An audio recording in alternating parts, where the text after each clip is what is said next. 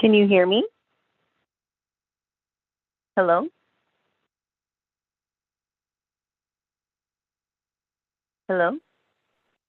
Yes, I can hear you. Perfect. Hi.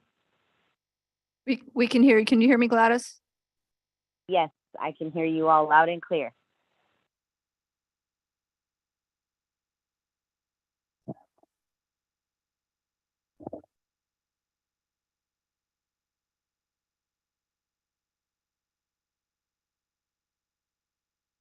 Okay, we're going to open the Hood River City Council meeting this evening. It is 6 o'clock.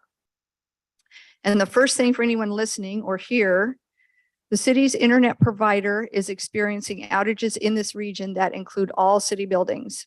We've configured a temporary solution to enable us to broadcast tonight. However, this solution may become unstable during the meeting. Please bear with us while we broadcast the meeting to the best of our ability. Apparently there's an outage all over the region through our internet provider. So we're doing our best. We didn't want to cancel the meeting. All right. First of all, we're going to do the land acknowledgement and then the pledge. As we meet tonight, let us all remember that today we are stewards of land that has been home to indigenous peoples for thousands of years before the recent arrival of the European heritage dominant culture. We honor this land's ancestors as we go about our business today. We'll do the pledge. I pledge allegiance to the flag of the United States of America and to the republic for which it stands, one nation, under God, indivisible, with liberty and justice for all.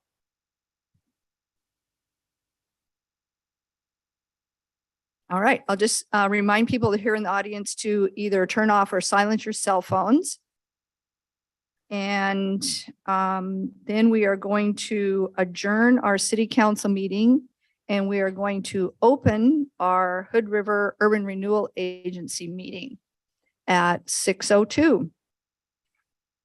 Do we have any agenda additions or corrections? Do not. Okay. All right. So first of all, is business from the audience. And I do have some people signed up to speak for business from the audience for urban renewal. And so when you speak, if you want to come up here to this podium and the green light's on, so you will be able to be heard by everyone. And Dwight Moe is the first speaker. So you have 3 minutes. Hi there, Dwight Moe, live in the Odell area. I've been following the Urban Renewal Action Committee, coming to all their meetings for the past 3 years, and I've followed the open house event, all of those, and we've canceled all the Urban Renewal Action Committee meetings for the past couple of months. There was a 330-page document sent out that I tried to make my way through most of that, and without any action committee meetings, it's like, is it just gotten dropped, or is this something that the city's ready to just go ahead and vote for now? Because for 2 months, really, it's not been put out to the public, and that's kind of my question. Unless, you know, I pulled up some minutes today off of the internet to prepare for tonight, because I was hoping to come to one of the committee meetings, and they haven't been active for the past 2 months. So I'm not sure what happened to the committee. I know that they were supposed to come to a point and then present it forward, but that committee has not brought that forward as far as I know. But that's my question tonight is I guess maybe we're going to vote on something tonight, whether it's, or if this is just another phase and then it goes back to that committee, or if they've done all their stuff and your planning person, Dustin, has solidified everything they said. So that's my question and concern. What happened to the committee on that? I know that they moved forward onto the port, or if you have something going out on Cascade, I know things have to move forward. But it's like that ball just kind of got dropped, and I'm like, what's getting put under the table on us again today, you know? And it seems a little fast because it's not been out there. It's not been totally publicized unless you strictly go right to the end. So that's all I have. Thank you. Okay, thank you. I think some of that information on process you're asking about will come to light probably when we have our staff or our contractor do some reporting. So we can't do any kind of back and forth whatsoever, but I'm just letting you know there'll be more information this evening. Okay. Yes, Okay. and I figured that would probably come. It's a little bit hard to be the first person speaking or as all the public speaks, because I believe that information is probably going to come later on, but I just want to make sure it's proper. Thank you. Appreciate it. Danny Correa. Hi there, I'm Dana Correa. I live here in Hood River, I have a business here in Hood River. And I just have a quick question for everybody. I attended the Urban Renewal Advisory Committee meetings for years, and we were basically beat over the head with the transportation system plan all during that period of time. There were some interesting things that came out of that. And so I'm here just to pose a question. Taxpayers paid for this. Many of the people that are in this room were involved before it was made part of the city's plan moving forward. And it was brought out during your act meetings that there is a figure 6B. I have a handout.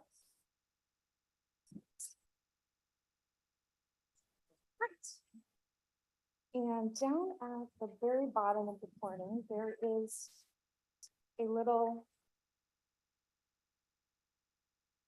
statement that says, prior to removal of on-street parking for the addition of bike lanes to 12th Street, 13th on Oregon 281 between May Street and the Belmont Avenue, a satellite parking lot must first be provided to offset lost on-street parking. So what I can gather is that a city employee has made a note or a memo that actually that just doesn't apply in this situation. So my question that I want to pose to you all is, what are we doing about this? How are we deciding that we don't actually have to go by that? And will this be updated? Because according to this is our plan through 2031. So I'm hoping that you guys are going to do your due diligence before you vote on something and maybe go back to this. Thanks. Thank you. Chris Vera. Okay, I'm not sure if I'm saying that correctly, but I'm Chris Welbert. I own a business up in the Heights in Hood River. And I want to pose a question as well. I guess I'm not allowed to ask a question. Is that right at this point? it might get answered Okay. by staff, but we can't do a back and forth. Okay. So up in the Heights, the proposed changes, when I heard of reducing the lanes traveled, the 4 lanes being reduced, that has, and then I was told a study was done on how it would add to the length of time to get through that 2,000 feet of Maine to Belmont, being anywhere from 30 to 60 seconds longer. And I was curious if someone could answer, was there just one study done, or has there been multiple studies done on that? Because it seems like it would take longer. It seems like the congestion would be a lot worse. And that projection also in that study said that was up to 2039. So 17 years from now, the projection of the vehicles in the area and us reducing those lanes down to 2 lanes seems, I would hope that more than one study was done on that as far as due diligence and knowing exactly how that would affect the traffic through that area. So I have. Okay, thank you. Patricia? If you could state your last name, I can't read what is here. Okay, thank you. I own a business and it's in the Cement Triangle between 12th and 13th where Belmont is. And I know there was a consideration of taking out that building and making a like a figure 8 roundabout. And I'm just here because this not only affects my livelihood, but the other ladies, the other 7 women in my business, and also the other 7 people that work in the CPA's office. And so I just want to come and find out what's going on. I'm not against making nicer sidewalks and making it nicer, having any renewal, but it does concern me, the lack of parking, congestion. I do think there needs to be safe bike lanes. But I also see young children riding these e-bikes and not wearing helmets and riding with the flow of traffic. And I know if you have a motorcycle permit, you drive a motorcycle, you have to have a special driver's license. And so I just have a concern about making it safe also. Another concern I have is that there's a lot of Hispanic businesses that are located on the heights, and a lot of those people are multifamily. They can't afford to live on the heights. A lot of them live in the Upper Valley. And there's a lot of Hispanic businesses that would be affected if you took out parking in front of the taqueria. I actually have lived here long enough that I remember when they changed. I remember when 13th used to be a neighborhood and 12th was a 2-way. And change is good, but I think a lot of considerations need to be made. And I see how that affected the traffic, and in some ways, maybe they never should have changed it, or maybe changed it in a different way. But I think there should be a way to find a solution for everyone. Thank you. Thank you. All right, that's everyone that has signed up. I just want to double check and make sure there isn't anyone else that's here this evening that wanted to speak regarding our urban renewal agenda. You would like to speak? I need to come on up here, and then I will have our city administrator have you sign up here. Just want to make sure everybody has an opportunity. Okay. My name is Wanda Martin.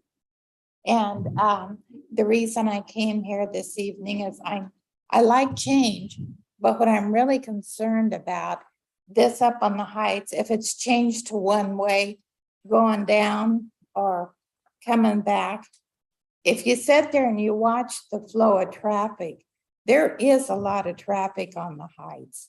And the problem is, what about ambulances going through these bike lanes? I'm concerned about that and getting to the hospital, or sheriff or police, fire trucks. These things need to be in consideration, I think. And I think a lot of thought should be put in on this. Plus businesses, because the elderly, when you take parking away, it's hard for an elderly person to take them to some place on the heights. Because you always want to take an elderly person that can't walk well to closest area that you can get them. And if you have to walk very far, you don't take them to that restaurant or to that area, or, So as getting older myself, I don't go to those places. That's something to think about, I just hope you take all these things in considerations. It's going to hurt some businesses. And I just want you to think about it. Thank you. Thank you. You could sign up on that sheet there. So just so we have your name on record that you testified. Thank you.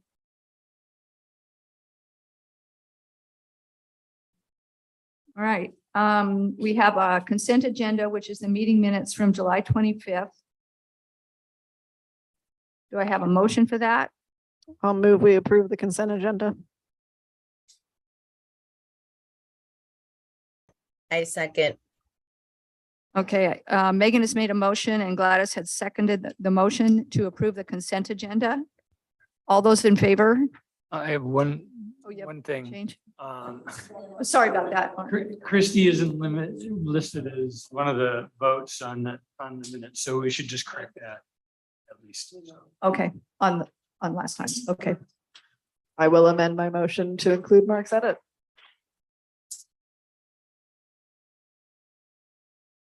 All right. Megan has amended her motion as corrected by Mark.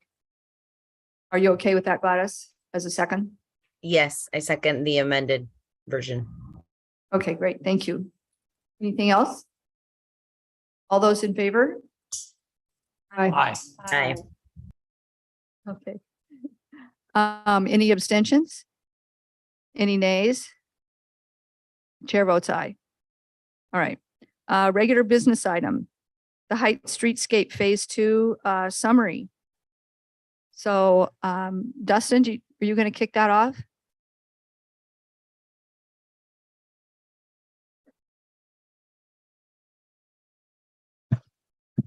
Thank you, Mayor.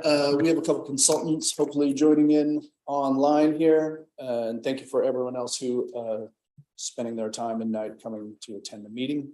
The purpose of this meeting is to provide some follow-up to the agency board who we met with on June 27th and I believe again on July 25th to discuss the project recommendation memo, which was provided to the URAC on June 23rd. They're an advisory group. We received comments from them. We provide those comments on to the agency board, who is the deciding body on these matters in terms of decisions of directions on this project. After we met with the agency board, there were some questions and clarifications that you all had requested. We prepared a memo for your packet and have some presentation on those materials that we're going to go over tonight. We lose our presenter. There we go. There it Nope, is. I'm here. With us, we have Nathan Polanski from MIG, who's part of the consulting team, civil engineering out of Seattle. And Nathan, I believe we have John Boskett available from DKS, who's a traffic associate or our traffic engineer for the city. Provided analysis regarding parking, some of the model forecasting here to answer questions. So Nathan, you want to kick this off and can you make presentation? Yes, I can share my screen and kick this off. All right. So when we met a little over a month ago, we had a discussion about the project team's recommendation for moving forward with the kind of design concept 3, which have been called the hybrid, with some sort of modifications based on community feedback and kind of things that we've heard back from the community, from the advisory committee and from the board. And what we want to do tonight is kind of circle back and try to answer some of the questions that were raised at our meeting a month ago. So I'm going to share my screen here.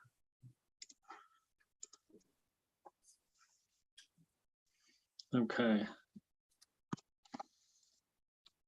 And so, as Dustin mentioned, we're primarily kind of looking to kind of follow up and, ideally we're providing information to the board that kind of answers the questions that were brought up. I also just kind of want to do a quick overview of sort of where we are in the project schedule overall as a process from starting kind of a year and a half ago and kind of what's ahead of us when we move forward, and then kind of talk through those follow-up questions.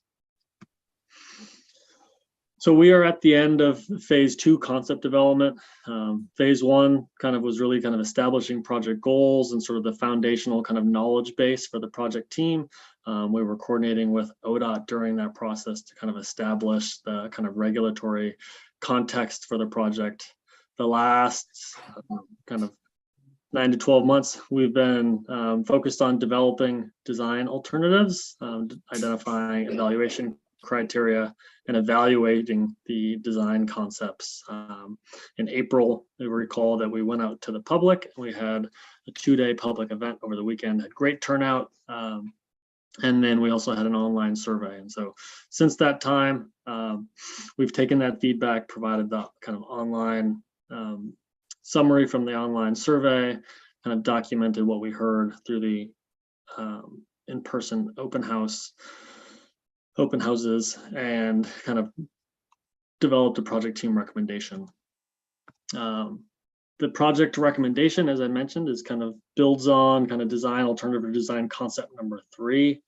As you recall, we had 3 different designs. The first one converted the one-way traffic that happens today to 2-way traffic. Design alternative 2 reduced the roadway from 2 travel lanes in each direction to 1, and design alternative 3, which we're calling the hybrid, which created more of a through street for traffic on 13th. So that becomes 2-way with the center left turn lane. And then really turns 12th Street into more of a people street that kind of tries to prioritize kind of a little more space for walking, providing bike facilities, and kind of converting to angle parking. So that was sort of the high level cross sectional of what the hybrid concept was. As part of the project team's recommendations, one of these are the things that we are planning to, with the board's kind of acceptance or approval of this approach, would be really looking to kind of refine this concept and looking for ways to, design the east-west streets to provide more on-street parking to the extent that we can. Refine 13th Street particularly for sort of kind of traffic calming improvements, recognizing that we're going from a 2-lane street today to potentially a 3-lane street with that center turn lane, and how can we make that more comfortable for people walking and biking. Some of the things we heard from emergency service providers was making sure that raised bike lanes that are along the roadway, how can those be designed to contribute to and kind of improve emergency access when it's needed, or provide not provide a rigid edge that doesn't allow for that space to potentially be used. Looking at bike connections outside of the project area, we've primarily been focused on our scope study area, which goes from May Street down to the Belmont or just south of Belmont, where 12th and 13th combine. And so really thinking about what that connection, the bike connection is to the south and also to the east and west of 12th and 13th along May Street. And then the kind of key intersections for how people move through 13th and May and kind of the 12th, 13th Belmont intersection from an intersection standpoint. So those were the kind of things that would still be worked on as we move forward to phase 3. When we met a month ago, the kind of main categories that we heard the board was looking for more information on was kind of, what does ODOT have to say about this? How is their review process, funding opportunities, how is that going to impact moving the design forward in the future and implementation? What are the historical winter weather impacts at 13th and May? As you remember, we talked about a traffic signal versus a roundabout at 13th and May, and I believe it was the mayor had asked, how often are we talking about having trucks or vehicles stall out on 13th if we're having a traffic signal? There was some requests for additional information on cost assumptions for future intersection improvements, recognizing that the roundabouts have a much bigger impact both in kind of footprint and property acquisition as well as built physical improvements. Travel times, what can residents and people who commute and drive through the heights potentially expect in the kind of future years as kind of the improvements are built, and then parking considerations. And so I think a few of the comments that we heard from community members are hopefully going to be addressed through kind of this information as well as kind of additional discussion. So I might pause there real quick and see if there are any questions from the board.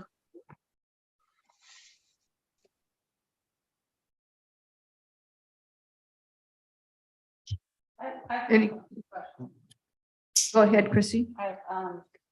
What I know that before the board has talked about the speed limit of 25 being a problem in the heights, and I know that you guys are talking about adding on additional time for these changes. Has there been any analysis done if the speed limit, if we were able to create a business district for the heights and lower that speed limit down to 20, which I think people had mentioned in the past that was interesting to them. And if that's been looked at to see what additional time that would add to traffic. Okay, yeah, we can talk to that. We haven't specifically looked at reducing the speed limit. One of the challenges with reducing the speed limit without providing complementary or kind of supporting physical built improvements that kind of inform or almost force people to drive the speed limit is you get people, it's basically a sign that's saying you should drive this fast, but without enforcement, it doesn't do a whole lot.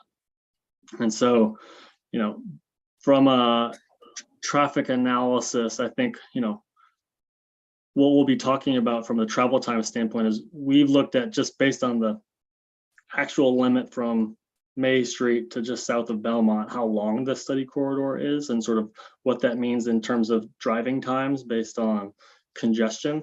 And so while it would slow people down in theory, I think without built infrastructure improvements that are kind of really adding that friction to the roadway environment and kind of, it's probably not going to be that helpful.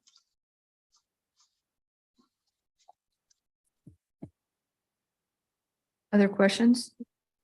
A couple things, but is this the time to ask detailed bits? Yeah, I guess, are we going to get any, I know all of these things that are up on the board right now were actually in our packet and there were explanations Yes. on all of those items. Were you going to go into those Yes. in additional detail anyway? Okay, all right. Yeah, So we I were just going wanted to kind the of board to walk know through the whether same you, content. No, and I just wanted to make sure there was nothing that we were missing or kind of high level questions that board members had felt had been asked that you'd also like to hear about. So if there's a general Q&A section after they're done, maybe that's the better place for my Okay. bricks. okay. Okay, great. Well, then we'll kind of keep walking through these 5, it sounds like. I have a question. What about the update from the meeting that took place with ODOT today? When are we going to talk about that towards the end? Today, right now, ODOT feedback.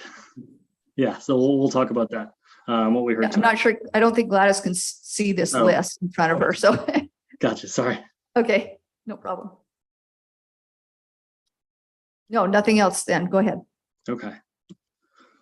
So jumping into ODOT feedback. So as you all know, we have actively engaged ODOT throughout this project design process. They've been involved from the start, kind of being aware and kind of have reviewed the project goals that were established during phase 1. I would say their kind of most important kind of piece that they confirmed early on in the project was really reviewing and confirming the urban context designation for 12th and 13th Street. ODOT relatively recently changed their design manuals and the way they kind of work through to make design exceptions or to approve design exceptions for corridors, urban arterials that go through communities. And so as part of that blueprint for urban design manual, ODOT staff confirmed that the design guidance for 12th and 13th Street will be consistent with sort of their central business district designation that really prioritizes people walking, people biking, and kind of slower speed streets. So that was kind of a key piece that we heard early on in the project and early in phase 1. We also provided to ODOT the preliminary design alternatives that were developed and reviewed with the board I guess late last year. And then a copy of the evaluation summary was provided to them along when it was provided to the board. So we met with the ODOT staff today. We hadn't gotten written feedback on the preliminary, on the evaluation summary to date. And so the things that we talked about with ODOT today, and Dustin, feel free to chime in as needed. But one of the first things that we talked about was jurisdictional transfer. As you should know, ODOT currently maintains the roadway from curb to curb, and so all of the travel lanes and the parking. ODOT at a regional level is working to kind of looking at their systems region-wide and kind of seeing where they have parallel systems that are operating. and they are not interested in keeping parallel systems through the area. And so as an example, Highway 35 and 281 are parallel in this case. And so while they see those things as operating differently, when we look kind of at a finer grain detail in 12th and 13th Street, they really don't see 12th Street being as part of design concept 3 with one-way traffic northbound and angle parking really being something that they would continue to have or to want jurisdiction over. And so they really see that being and the design concept 3 something that would be ideally transferred to the city. One of the other things that we heard today that they wanted to reiterate is that all ODOT facilities are required to have bike facilities on state highways. And so I know some of the feedback that we heard from kind of the community as we were kind of going through the open house and online survey and kind of some of the follow-up meetings with the advisory committee and the board is, when did the project turn into a bike project? And one of the things that ODOT reminded us today is that, bike facilities are required on state highways. And so that's an important piece of this project from ODOT's perspective. From an on-street parking, they hadn't seen the project's parking study that had been done. So they had some questions on kind of the overall scope that had been done as part of that project that the board approved at the end of phase 1. So we gave them an update on that. We also kind of talked through with respect to the question made earlier about the statement in the transportation system plan that identifies a satellite parking lot being provided before any on-street parking is removed. And so, I think from ODOT's perspective, that was really a kind of statement that the kind of city had put in, and they have no plans to develop or kind of assist in kind of providing off-street parking. From a overall design perspective, one of the things that we did here today is they really feel for 12th and 13th Street, given that central business district designation, that the design of the streets should really be driven by the needs of the local community. And they wanted to reinforce that, what the community, the city, and the kind of urban renewal agency wants is really what should drive that, rather than kind of looking at what is allowed by ODOT's design manual and the blueprint for urban design. At the 13th and May intersection, staff really acknowledged that there are a lot of challenges to implementing a future roundabout or traffic signal, primarily kind of a roundabout. As we look at kind of the narrowness of the existing right-of-way and kind of limited public right-of-way that the city and ODOT currently have. The grade challenges and just kind of the overall kind of cost to implement and build that in the future. So that was just sort of a general comment. They agreed with the project team sort of identification of potential issues. And from a funding perspective, ODOT doesn't have any plans for long-term improvements to 12th and 13th Streets in the Heights outside of their required ADA improvements at intersections for curb ramps, and then the current safe routes to school and elevated walkway projects at May Street that are happening sort of right now. So there's not necessarily a long-term kind of funding plan for future street improvements. I think talking with Dustin after the call, I think the city has gone through a jurisdictional transfer downtown. And so, the city has some understanding and kind of, a transfer would come with some sort of financial terms so that the city is not taking on sort of unkept maintenance or kind of liability things without kind of being compensated at. And that's part of the negotiation process if and when a future jurisdictional transfer were to take place. And then as we were discussing future grant opportunities with ODOT staff, one of the things that was made clear, kind of that I heard, is that as for the if 12th Street were to not become an ODOT facility in the future, there's probably less likely to go after, or 12th would not be available for grant programs that are required to be ODOT facilities. So there may be some fewer funding opportunities in the future, but there's also less strings attached and less process to work through from a design review standpoint, with the city owning that right away and without having to work through ODOT. So those are the kind of highlights to take away from today's conversation. Dustin, is there anything you wanted to add or kind of expand on? Yeah, unless there's any questions, there's a couple pieces. I'm going to probably be redundant in what Nathan said, but I think there's some pretty salient points that we want to really highlight for you all in terms of ODOT attitude and approach. So I can put an exclamation point on that. So. Yeah, go ahead and do that. And then we'll see if we have questions regarding the ODOT conversation that we had today, that you guys had today. Yeah, so we really didn't hear much new from that conversation, but I think it helped build understanding of ODOT's approach and kind of their philosophy towards this project, especially in some of the statements regarding their active divestiture or lack of investment and wanting to get out of the urban arterial program. This facility can be considered redundant in a regional transportation provider's context of 35.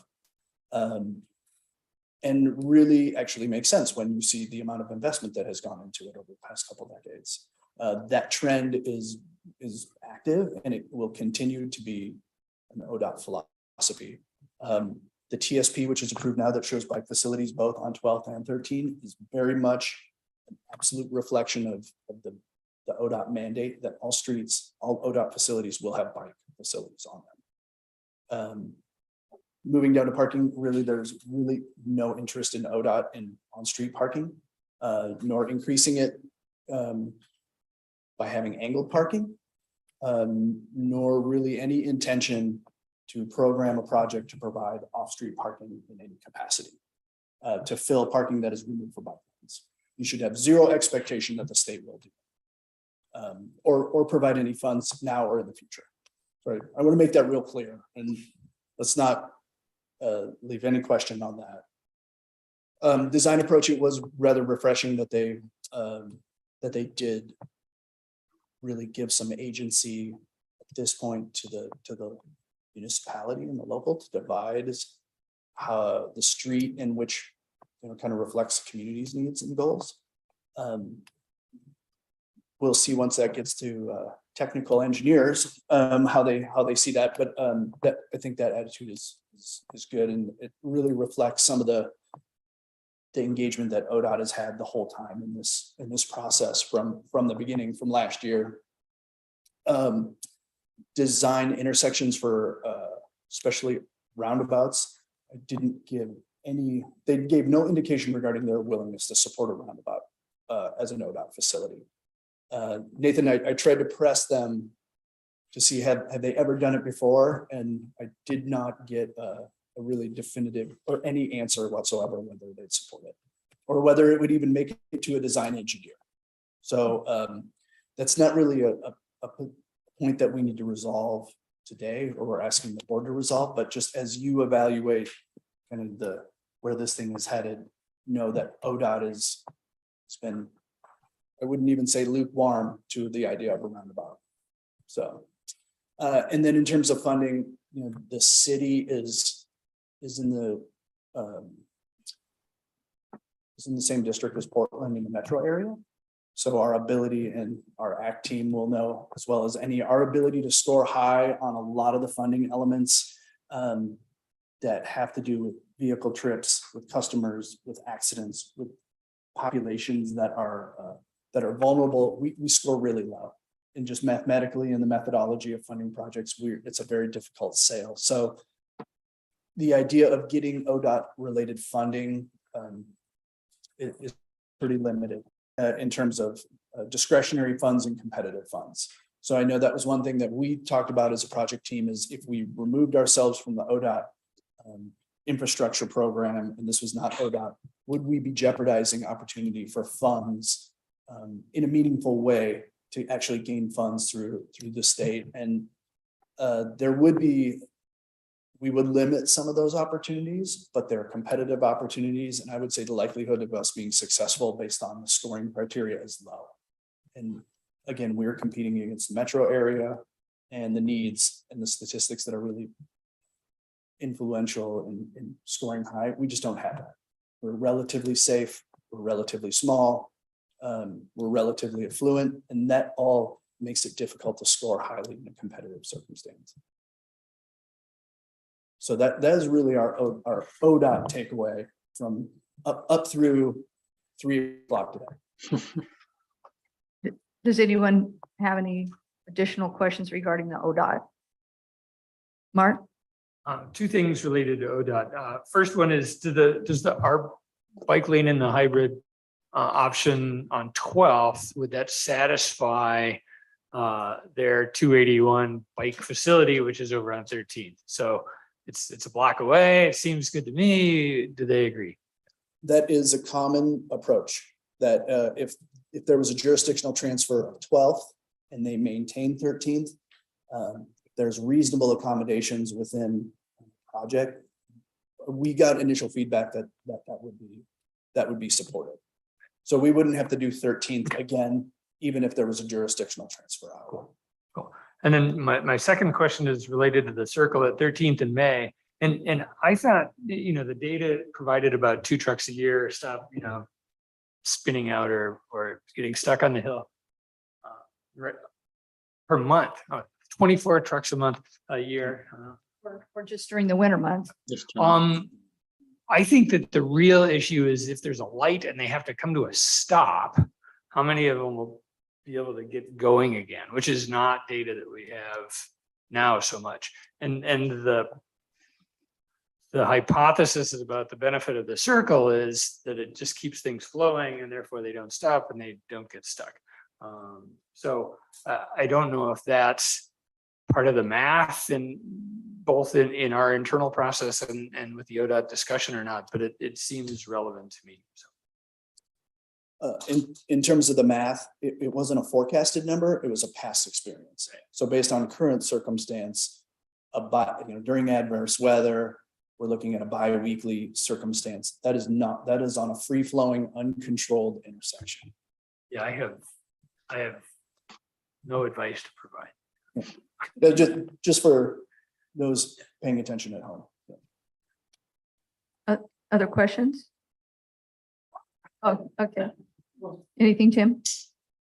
So in the past, Dustin, you've described the intersections and heights as failing. Would that still be your characterization there? Yeah, I think that is actually a technical term too, from our transportation engineers. So do you view then ODOT's lack of prioritization is that maintaining this as a highway? Is that related to the kind of the lack of maintenance and the failing status? Well, the intersection failing is really it's due to the amount of traffic and really the reliance on forced yields. Some ways to address that is to make improvements elsewhere or to result in controls. So when we talk about intersection being controlled, it's controlled by lights, it's controlled by stop signs, controlled by some other form. Those improvements really help, or some of the investments that make intersections work.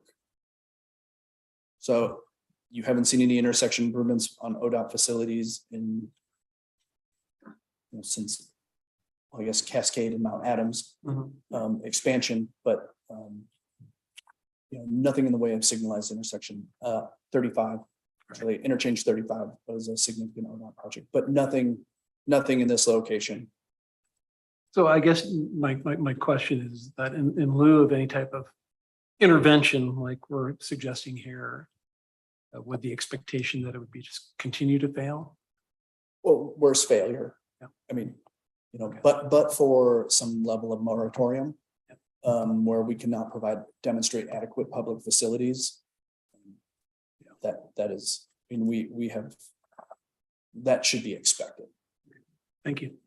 And I think I was just going to add, ODOT is kind of primarily looking at it from a vehicular standpoint, whereas, the city and, I guess the project team, we're really looking at it, how also are people moving through there that are walking and biking as well. And so when we're thinking failing today, it's people walking, driving, and biking. Gladys, did you have anything? I just wanted to make sure. Yeah, I mean, it's not necessarily a question. I guess it's more of a comment. I understand that ODOT has many projects going on in the state that they need to prioritize, but there are definitely safety concerns,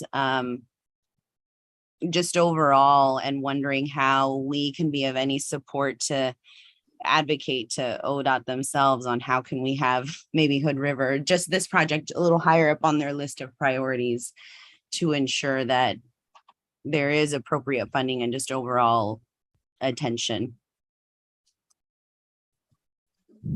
Yeah, I mean, we act through our local ACT team and, really a regional look where we try to band together and prioritize projects so that we speak with one voice, the gorge, to get attention and really to not have internal competition. I think that's one approach that we advocate for, is prioritizing regional projects that, without some consensus, really get no airtime.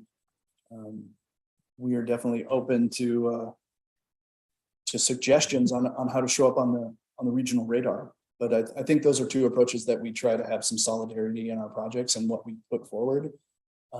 Across the gorge, I think that's a good approach. It's been the go-to.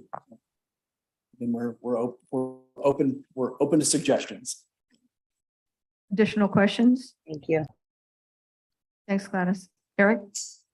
That question, maybe I could first just actually speak as an answerer on that. So with respect to the ACT committee, in the past we've put together, working with this board and city staff, a list of priorities. And those get funneled through this complicated weighting process, weighting as in WEIGHT, and the other weighting too. But it really does tilt in favor of the urban areas because we just have fewer cars, fewer accidents, and it's unfortunate. That's a structural problem that's hard to pierce through. We have more recently gone sort of all in on bridge funding, and and that's a whole different topic. But I think we've just put a lot of energy and chips there for good reasons, but that's what we've done. But that's a complicated process, and I would tend to agree that we won't score high as a general proposition of what these sort of STIP funds they call them, which are discretionary dollars made available to ODOT for special projects coming and being proposed by places like municipalities. But my question, so that was my kind of answer comment. But my question was this topic of the jurisdictional transfer. And I realized this came up just today in a meeting with ODOT, but I don't know if it's come up before. I was curious if that idea has been socialized through the URAC advisory committee and what they've had to say about that, because that seems like a question that might have a number of separate considerations. I think it's just been a part of the ongoing conversation through URAC and you all. I don't know if it's necessarily it's not an ends to the mean. It's not a desired direction, but does it become essential? We haven't talked about it in so much as it could be the vehicle to get what we collectively want as the city goals. It's more of a method. It's not like we're not pursuing a jurisdictional transfer as the goal. It's that may be necessary to realize the other goals. So we haven't talked about it in so much of this is a goal or outcome. How do you feel about this? It's really more, it was really so much the ODOT conversation because they have to be somewhat amenable to it. So we brought it up with them as a way to discuss it. Is this a showstopper? Should we anticipate cooperation in this, or is this litigation? And that's really where the focus has been. Even with the general public, the idea of jurisdictional transfer it's really not what we want to focus on. We want to focus on the outcome and the goals of the projects that were set. And if this becomes a method to get there, then we as the project team want to know, is this something that we can use or rely on? So, and it came up from the board as what are you hearing from kind of that sense. So. And I think that the jurisdictional transfer that we did downtown had to do with the parklets, during COVID. And that was, what we did. And we actually talked about doing it up on the heights too. The area that we transferred downtown had a lot less needs. It, was in better shape. The streets on the heights are not nearly as good. And all of this work had been done through urban renewal downtown already. So, they were in pretty good shape, but there was, some compensation that was negotiated when we did that transfer, that ODOT would continue to, put some money in the pot when we actually did some additional crosswalks and things like that. But ODOT was all about it. They thought it was a great idea. They, yeah, there's like, we don't have to deal with it. But that being said, Second Street is still within the interchange area management plan, exit 63. So they still have this big circle of jurisdiction, even though we have Oak Street now, that, we still have to do it what they want when it comes to that, so that things don't back up on the freeway. So it's complicated. It's very complicated. I was just saying that I feel like we've been talking about the transfer since 2020 when we couldn't do parklets in the Heights because of this. Yeah. Just more background. And thank you, Dustin and Mayor, for clarifying that the number one goal isn't a transfer, but that we have to explore all possibilities, just so that folks know this isn't the number one goal.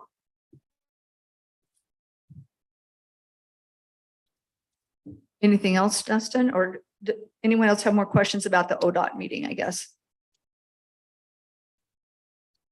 I don't see, no more questions on that one. Yeah, Nathan, go ahead and move along. Okay. All right, we touched on this one briefly. There was a question, how often had the city or the state kind of responded to stopped or stalled vehicles? As it was mentioned, this is looking back historically. Dustin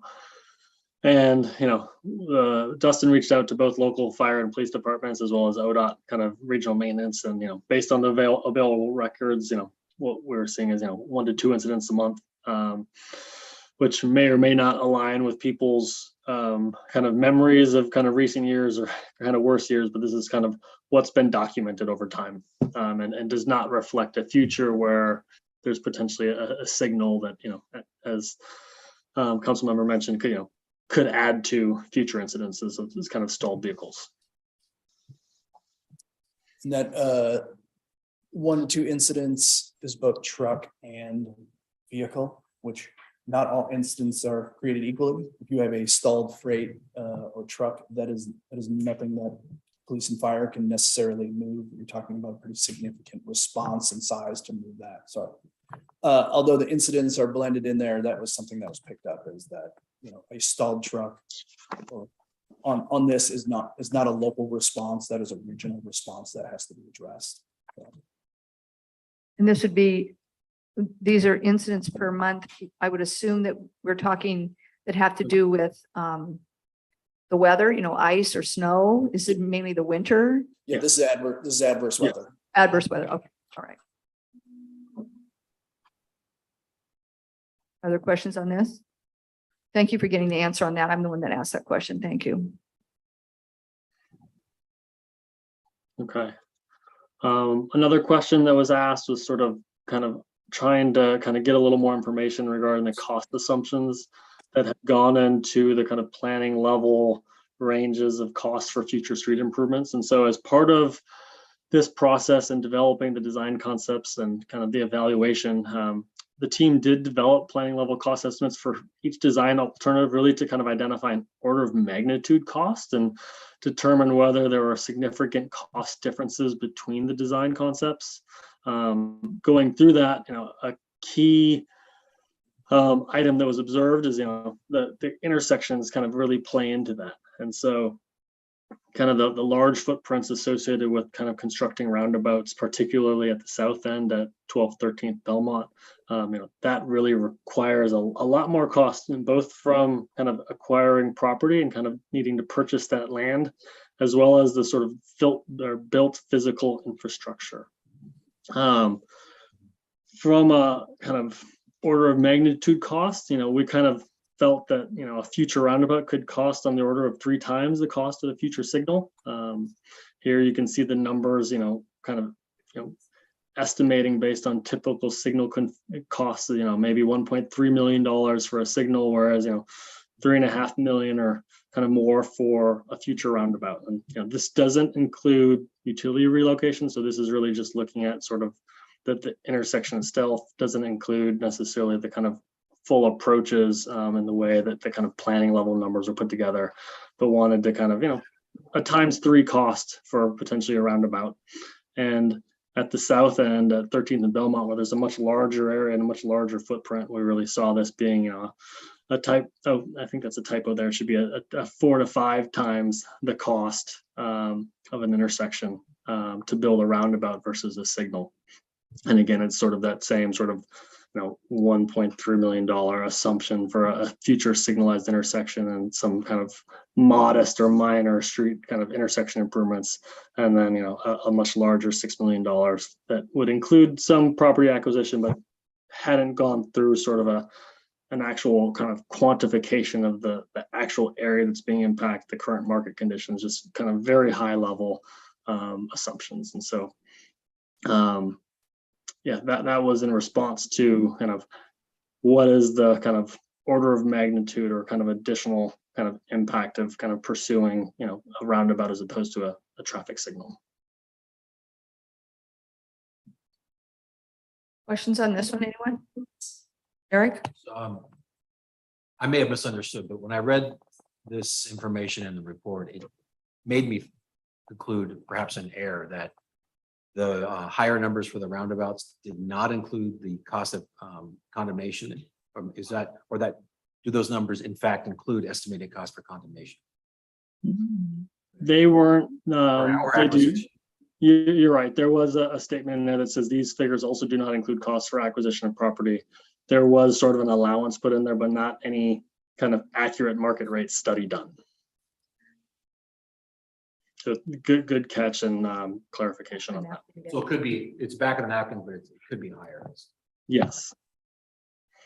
And I think the kind of, what we were trying to do through this exercise is really just kind of, show the kind of, we're talking 4 to 5 times more to build a future double roundabout at 13th and Belmont than you would if you were just doing a signal at one of those intersections. So significant investment from the city side. Anyone else with questions? I guess just as a comment, for folks listening, you did end the section in the packet by saying that this time you don't need any direction on intersection preference for May or Belmont. So just to share. Yeah, I think the request that we're looking for is what framework to start from. The intersections, regardless of the alternative or whether they're the TSP, are really, even in the TSP now, it says both. So I consider those a la carte menu items that, although getting into the preferred design in a subsequent phase, we will need to land this to some extent to evaluate a budget and to do some work. But tonight, that's not, there's a lot of work to do, and a lot of decisions to be made prior to having the final design made. This is just something that we wanted to make sure that you had awareness in at your request. All right. Nathan? Yeah, go ahead. The next one. Okay, travel times to the heights. And I think when this question came up last time, John was able to sort of off the cuff kind of provide a little more insight. But one of the board members had asked sort of what will a kind of a regular kind of a resident or someone traveling through the heights kind of potentially experience in the future.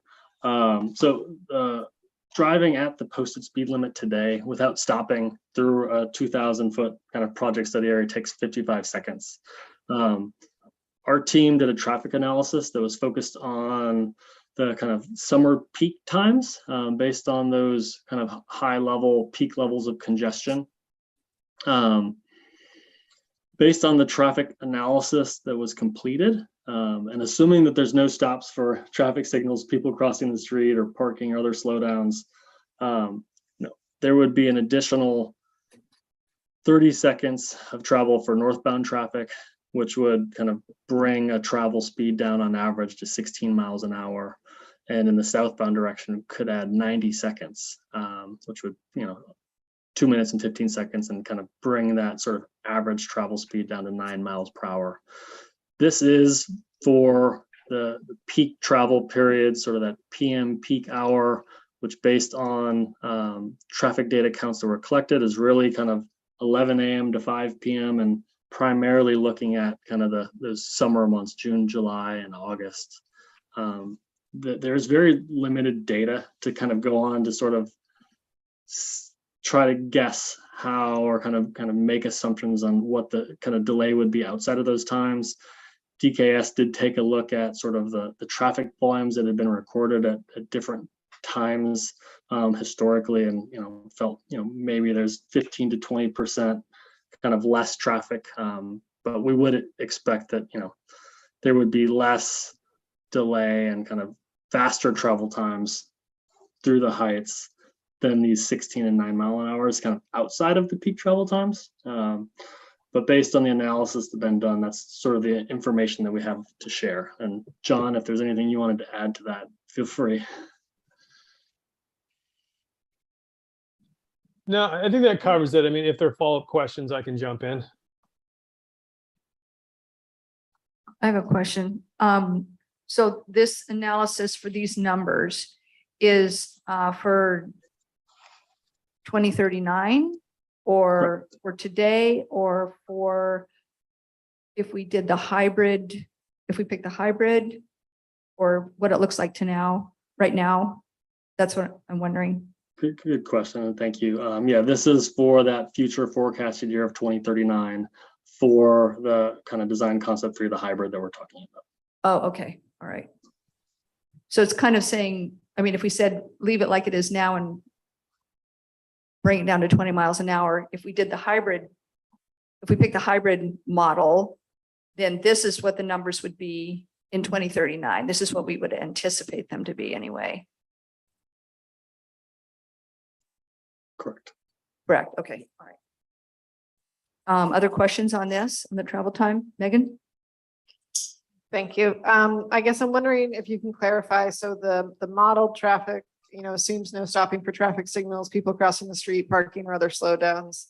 Is that the same assumptions put into the 25 miles per hour takes 55 seconds, or are we comparing like actual current rate to assuming there's no stopping? So that 55 seconds is just literally taking the 25 miles an hour and dividing by the length. And so that also does not account for any stopping for turning vehicles, parking, or people crossing the street. Okay, so and in both the current 25 mile per hour scenario or the the model 2039, I mean, obviously currently if someone's parking and I have to stop, that takes more than 55 seconds. But they're equal comparisons in the assumptions, I guess is my question. Yes. Okay, thank you. Additional questions on that one? Gladys, did you have anything on that one? I do not, thank you. Okay. All right, I think we're good on that one. Okay. So then the last one was related to the parking discussion. And I think that the first item that kind of came up, and it came up at our meeting a little over a month ago, and it's come up in discussion already this tonight. So the city's current transportation system plan does include a note that says prior to removal of on-street parking for the addition of bike lanes to 12th, 13th, and OR 281 between Main and Belmont, a satellite parking lot must first be provided to offset lost on-street parking. And so that is a statement that was included in the city's approved and adopted TSP, based on our kind of conversations with Dustin and kind of ODOT. There isn't a sort of plan to implement this, albeit it is noted in the TSP that would be done. And so, Dustin, is there anything you want to? Yeah, thank you for calling this to our attention. This is the existing TSP. I think one of the points when we went back and looked at it, we have zero parking baseline analysis to work from. There's never been a parking study of the heights that was based around this, so I can't see how assumptions have changed. And that's really important to try to base some trends in this. It also makes, it's consistent with the ODOT statement of they're going to put bike lanes on this facility. And interesting enough, with zero intention of although the statements in there, they have zero project, and we've never had a project to do this. However, Urban Renewal certainly has the authority, if it wanted to pursue a satellite parking option, to purchase that. It absolutely could within its purview. It's not really in the scope of this project to look at off-street parking. Another kind of analogous piece, if we look at downtown, we actively manage parking downtown. And when we go through our parking analysis and management, providing off-street parking, additional satellite lots is in the list of things you do is usually last because it's expensive. At this point, we have a standard an analysis that shows even now today, there is parking capacity available, and through 2039, there's parking capacity that should be available on based on the forecast. There are areas where there are pinch points, especially between Pine Street and June Street. However, looking at the region at large, there is capacity available. If we wanted to manage parking in a different way, as we do downtown, certainly the agency board could do that. We hope some accommodations for mode shifts are one of the issues that help reduce parking demands. But our parking study is provided now with some anticipated forecast of growth in the future shows that parking both on street and off street is available and sufficient to satisfy an anticipated and again forecasted demand. So it's really some of the issues that we looked at in terms of the technical analysis. But yeah, let's get to where it stands right now as a follow-up. Thanks for bringing this up, Dustin, because as I was reading the packet, it sounds like parking is not a problem. 51% of 714 parking spots are used or utilized. So to me, that doesn't necessarily say that we are that we're having parking challenges. I appreciate the idea of let's talk about a potential issue down the road, but it doesn't seem, or the data doesn't tell me that this is a problem right now.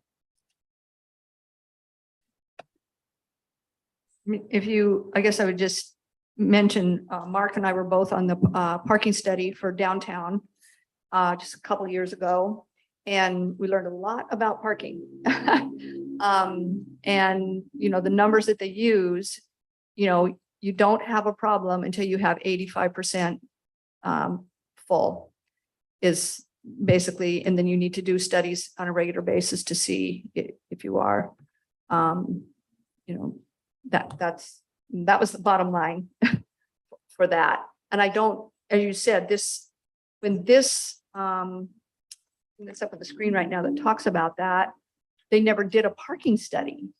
So, I mean, they don't really know what capacity it was or what it was going to be or what was predicted when we did these changes and took out on-street parking. They didn't know what that number was because they didn't even have a study. So. And we expected this to be an issue. I mean, early on, there was a plan change and the agency board was in front of this and funded the first parking study for the Heights, which evaluated, it's not a management plan, but it was an analysis of the number of available spaces as well as some of the capacity. That was the first one that has ever been done to our knowledge. Again, looking at downtown in a managed system, you do have the authority to continue to analyze this, to see what trends are there, and really see how management, if you want to implement management practices, because again, we don't manage parking lot. There's no meter, there's no time turnover, there's no, there's suggestions, but it is not an active plan that we manage. Yeah, and I think we should be looking at other options or other solutions versus just we have to build or buy additional parking. why not collaborate with transportation partners to ensure that there's fixed routes that are going through so that we can minimize the amount of parking. We want to ensure that we are promoting multimodal transportation, and it might not necessarily be that we need to purchase a parking garage or build something else and spend additional funds. Why not collaborate with existing agencies and think of solutions along those lines? I'm not saying we shouldn't do a study or that we should be aware, but if we're making data-driven decisions, the data doesn't tell us that this is an issue right now, and we can look at other solutions versus spending even more money. I think even when you talk about parking garage or something downtown, that the only way to make it work is to, like form a local improvement district, and, other entities have to help because the city can't, we can't afford to just build a big structure. I mean, it has to be a group effort, so to speak. Right. So I think it's even for the Heights, it would have to be the same way if there was going to be some kind of a structure. I was gonna say, I think I don't know why I have it, but like a surface parking spot is about like $14,000. Is that? Did I just, It might have been in 2020. okay. Yeah, so I know I was gonna say the last time I heard that number is not Surface with all these. parking, yeah, anywhere between 8 and 20, depending on the cost of the real estate. Structured parking anywhere between 50 and 120 for a Per spot, parking spot. First parking spot. depending on the finish, depending on cost of construction, cost of concrete, asphalt, gas, inflation. Megan? But there, I mean, if we decide to move forward with either the suggested alternative or something else, there are options within the side streets and the district at large to potentially offset some of the proposed losses. Yeah, and that's actually some of the feedback that we got from the Urban Renewal Advisory Committee. And Nathan has right on par queued up an exhibit that we made. Any of the alternatives right now don't fully, we haven't, those are the frameworks that we're to work from. They don't at this point involve the development of any of the cross streets, which would be in the subsequent phase. However, we started looking at some of the available areas, and was there any room or opportunity to provide cross street parking and use those cross streets to offset some of the parking that could be lost in the alternative, which again, even in the alternative setting, we're looking at a major savings of on-street parking as compared to the current TSP. I think that's the first point, and that actually has a lot of merit in the recommendation. East-west streets being an opportunity to maybe find additional parking. Again, we're not anticipating widening the streets by way of acquiring more right-of-way. So parking competes with travel lanes, sidewalks, with landscaping and stormwater. So we want to be mindful of that. There's going to be trade-offs, even if we do use the side streets or start looking at them for parking opportunities. Nathan, you can explain your exhibit. Yeah, so I think, what we did is just to kind of, recognizing that, the parking study is a snapshot in time. There's a desire to increase parking. What are the opportunities that actually exist potentially on those east-west streets? And sort of what's shown on the top is the existing parking configuration. Each of those little white rectangles indicates a one parking stall. And the lower view suggests if you were to convert the south side of Taylor Street to angle parking, you could potentially get an additional 3 parking stalls compared to the existing 12. So there's kind of a modest room for improvement, but you're not kind of creating kind of big parking lots and adding a lot of parking. Similarly, on A, B, and C streets, A and C streets actually don't allow parking on the north side of the street currently. B Street does. The right-of-ways are all the same. So the kind of 3 diagrams on the left show the existing parking on C, B, and A from top to bottom. And on the right, there are 2 scenarios for converting those to angle parking. And sort of, could you get a couple of extra stalls on those east-west streets? Yeah, maybe up to 2. We're really limited by the kind of short length of the blocks. There's an alley that goes through there, and there are driveways, and so there are limitations. Another configuration could potentially be, on A and C streets is, can we make parking legal on both the north and south sides of the streets, and could we get up to 4 or 5 more stalls on each of those streets? Both of these scenarios may come with having to limit traffic circulation to one way, but these are some of the things that we would be taking a look at as we kind of move forward with the preferred design to really try to, without compromising kind of pedestrian bicycle safety needs, what other ways are there to kind of maximize and kind of see little kind of increases in on-street parking? Additional questions on the slides? This is the whole, why we move into phase 3 is to refine exactly this kind of stuff. Yeah, these streets are definitely a phase 3 look.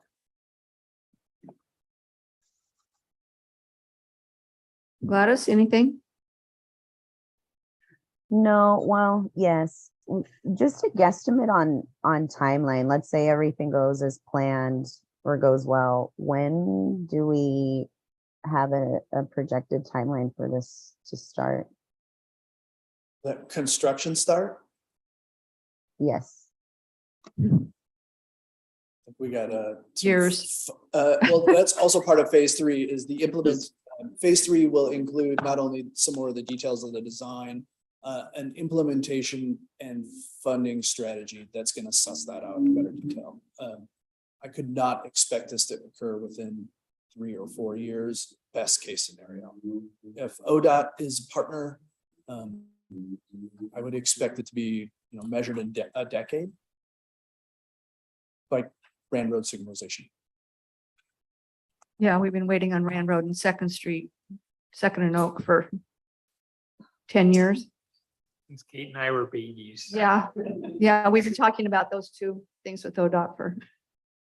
Can I Whatever. ask a general? Go ahead, Tim. Can you just explain how the Urban Renewal Advisory Committee and the board are going to interact going forward as we proceed through this process? Yeah, and we had the map up earlier. Essentially, the agency board is the decision body. Its advisory committee gives you advice. So really, it's your decision on how you wish to engage them.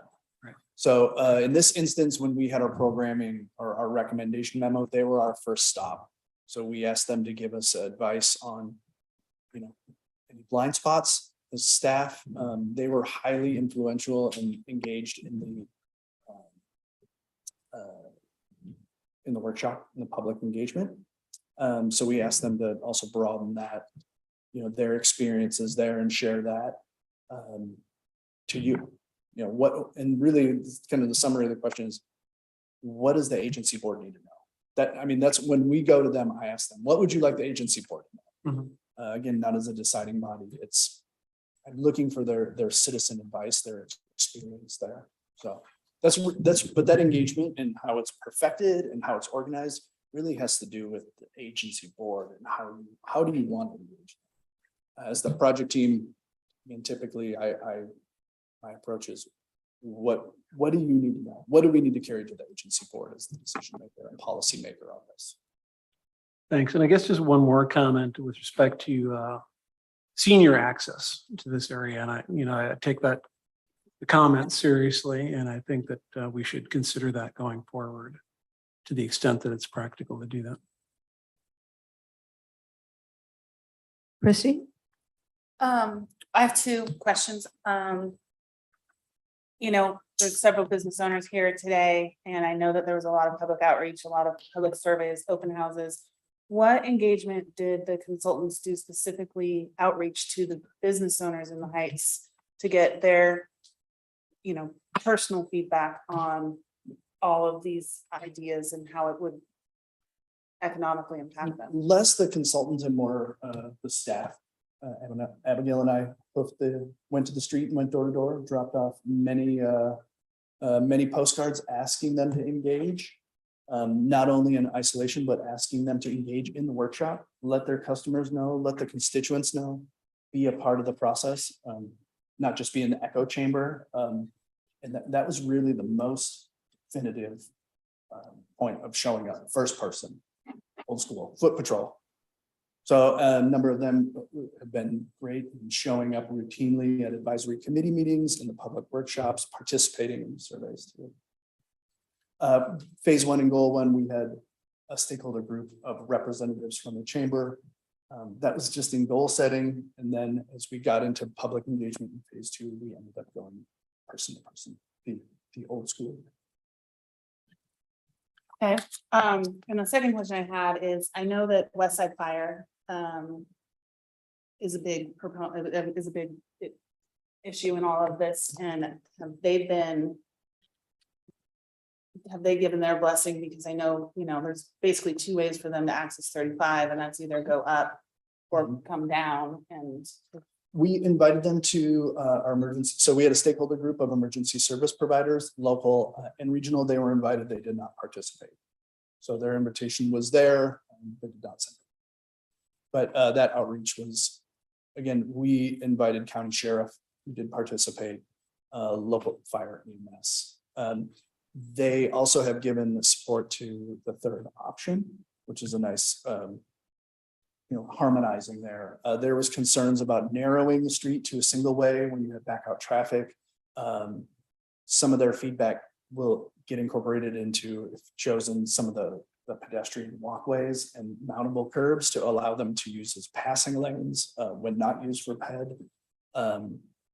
And then incorporating they are the first responders when it comes to stalled vehicles. So a lot of that will impact traffic and intersection design. But that was an important stakeholder group that we saw right away and had engaged.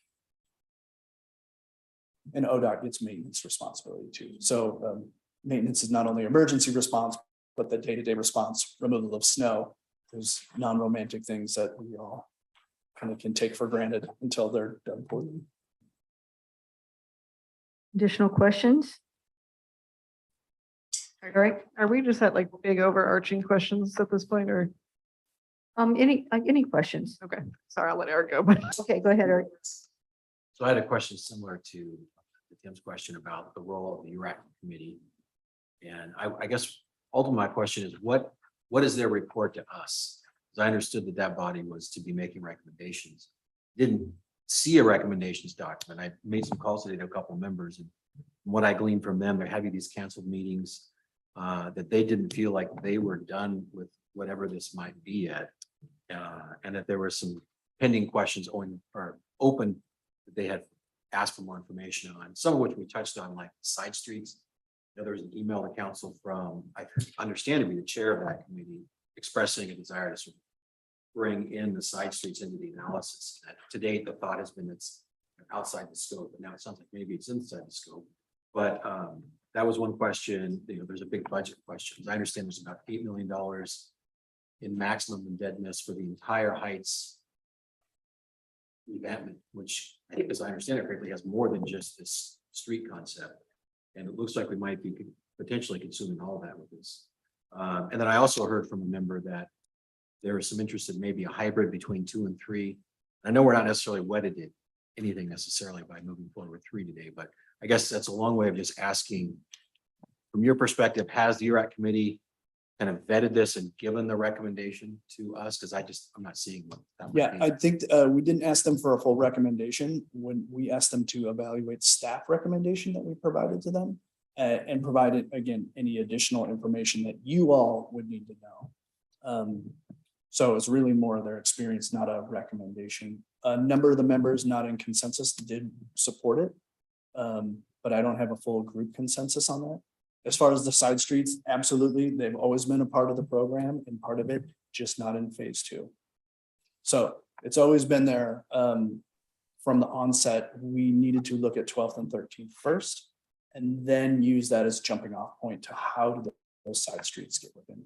URAC has mentioned that it is in terms of budget, really the big outlier or the big changes come in by way of by intersection. All the alternatives essentially are the same width. They all have lanes, they all have sidewalks, they all have bike and landscape facilities. There's not a lot of variability between them, even from TSP to today. So in terms of budget, that is part of phase 3 as well. We're not it's not like one alternative costs a bunch of money, the other one is free. So like to like, pretty similar. Budgeting and implementation will be up and coming. URAC will have, again, an opportunity to review that, make their recommendations up to, or responses for what does the agency board need to know when it comes to funding these things. So still engaged, we'll still be back. They're the first stop before we come. You're saying you think that they have made the stop for this phase 2 that we have? Well, we asked them for recommendations. I mean, if you want to hear more from them, we could go back to them. So it's really based on what do you all need? That is clearly, that's our direction. You need to hear more from your act. Absolutely. But we presented the same recommendation that we did to you on the 25th. And we're kind of here to hear what you need. What does the agency board need to take action, or what information is necessary? You said they were leaning towards 3. Most of them are. I heard at least 3 members support it. So some of them wanting more information. But that's not really definitive. But no. How many members are on that? I think we have 7 members. I think that was kind of, when you brought it to us, that was kind of what you got from us too, Yeah. June 27th is when we came after to the agency board. because we just had more questions before. Yeah. We could think about it more thoroughly. Question, Megan? Oh, sorry. All right. Comments. Yeah, unless there's any additional, yeah, Heather? It's a little fuzzy to me about the satellite parking. It doesn't feel right to sort of just glaze over it when it's an established plan. I feel like maybe the citizens and myself need more clarification on how you can just not provide that when it's in an established plan. Yeah, the TSP is looking to be amended. So that is the It's plan what? that it's anticipation to amend this. Okay. So based on the outcome of this project, we anticipate an amendment to that. So formal process going through vetting it, if it was as necessary to have that same note occur in this cross section, and that was the agency's will to have the same note occur, we would absolutely have that same note memorialized there. If there's a different direction, we'll take the agency's direction on how it sees fit to recommend it. Okay. So the scope of the work is a new plan. Whether the satellite parking becomes carried over, and is that something the agency wants to continue with? Absolutely. I also, so during the phase 3 planning, maybe this is sort of what Eric was asking also, but will there be allowance for the URAC and citizen input for changes based on concerns during phase 3? They will change because we'll have some foundation. Absolutely, there will be direct opportunity. Citizen opportunity won't be rewriting. We will scope it. And so the next action, depending on what you all choose to do, will be to come back with a phase 3 scope and contract. So deliverables will then be included with it. So the consultant really ends at phase 2, pending a reapproval of the scope. So you all would be able to amend your contract based on scope and deliverables and how much engagement is included. And Dustin, I would add, my video has stopped working, but phase 3 doesn't currently have much in terms of outreach, with the expectation that we kind of have gone through a lot of that process and kind of gotten kind of the direction. And phase 3 is really about kind of developing the design and that kind of implementation and kind of phasing plan.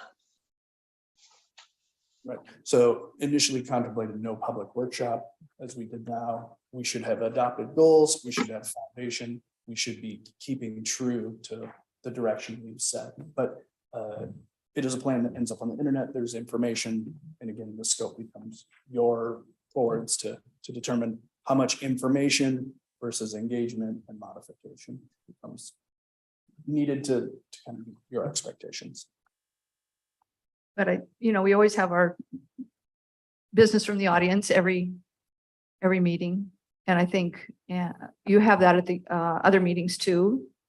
So any public comment that, I mean, they would get the same information we would get in our packets and could look through it and then, you know, make comments at all of those meetings for sure. Additional questions? Well, I guess I have a comment since we're talking about engagement, just moving forward. We do have a community engagement coordinator. And so once we have more information, we can replicate similar outreach methods that were taken for this initial project, or to engage our community members in other ways through radio interviews, in person, I mean, First Fridays, you know, all that stuff. So we have definitely other ways to communicate with community members about the updates that are going to be taking place. And I just wanted to thank Dustin, Nathan, and just the entire staff on the tremendous amount of energy that went into educating our community members of the entire process. And it's exciting that we have a baseline now for deliverables and outcomes on how many people were reached. And now we know that we can do it and that we can continue using this frame set for other projects that will involve our community members' input. So thank you, Dustin and Nathan and everyone else. Thanks for reminding me about all the other avenues we have besides our meetings that we have in the evening. Anything else? Megan? Thanks, Dustin. This is going to be repetitive, so excuse me, but so tonight we are potentially coming up with the alternative that will be a framework that then has further study, further refinement, you know, about parking, about side streets, about intersections, all these different pieces we've been talking about, that then will go back through, you know, the advisory committee gets input on it, we get input on it. And I know the scope of work, I guess, is coming to us. So we would at that point be saying how many times we want to check in on it in that refinement process, or how Yeah, does this we look? would have some key points and map that out. Okay. If there's a finite amount of time, just like this section, you know, how many times it took to come to you, that can be difficult to gauge. Depending on, you know, have we answered your questions? Are there new questions? Do things come up?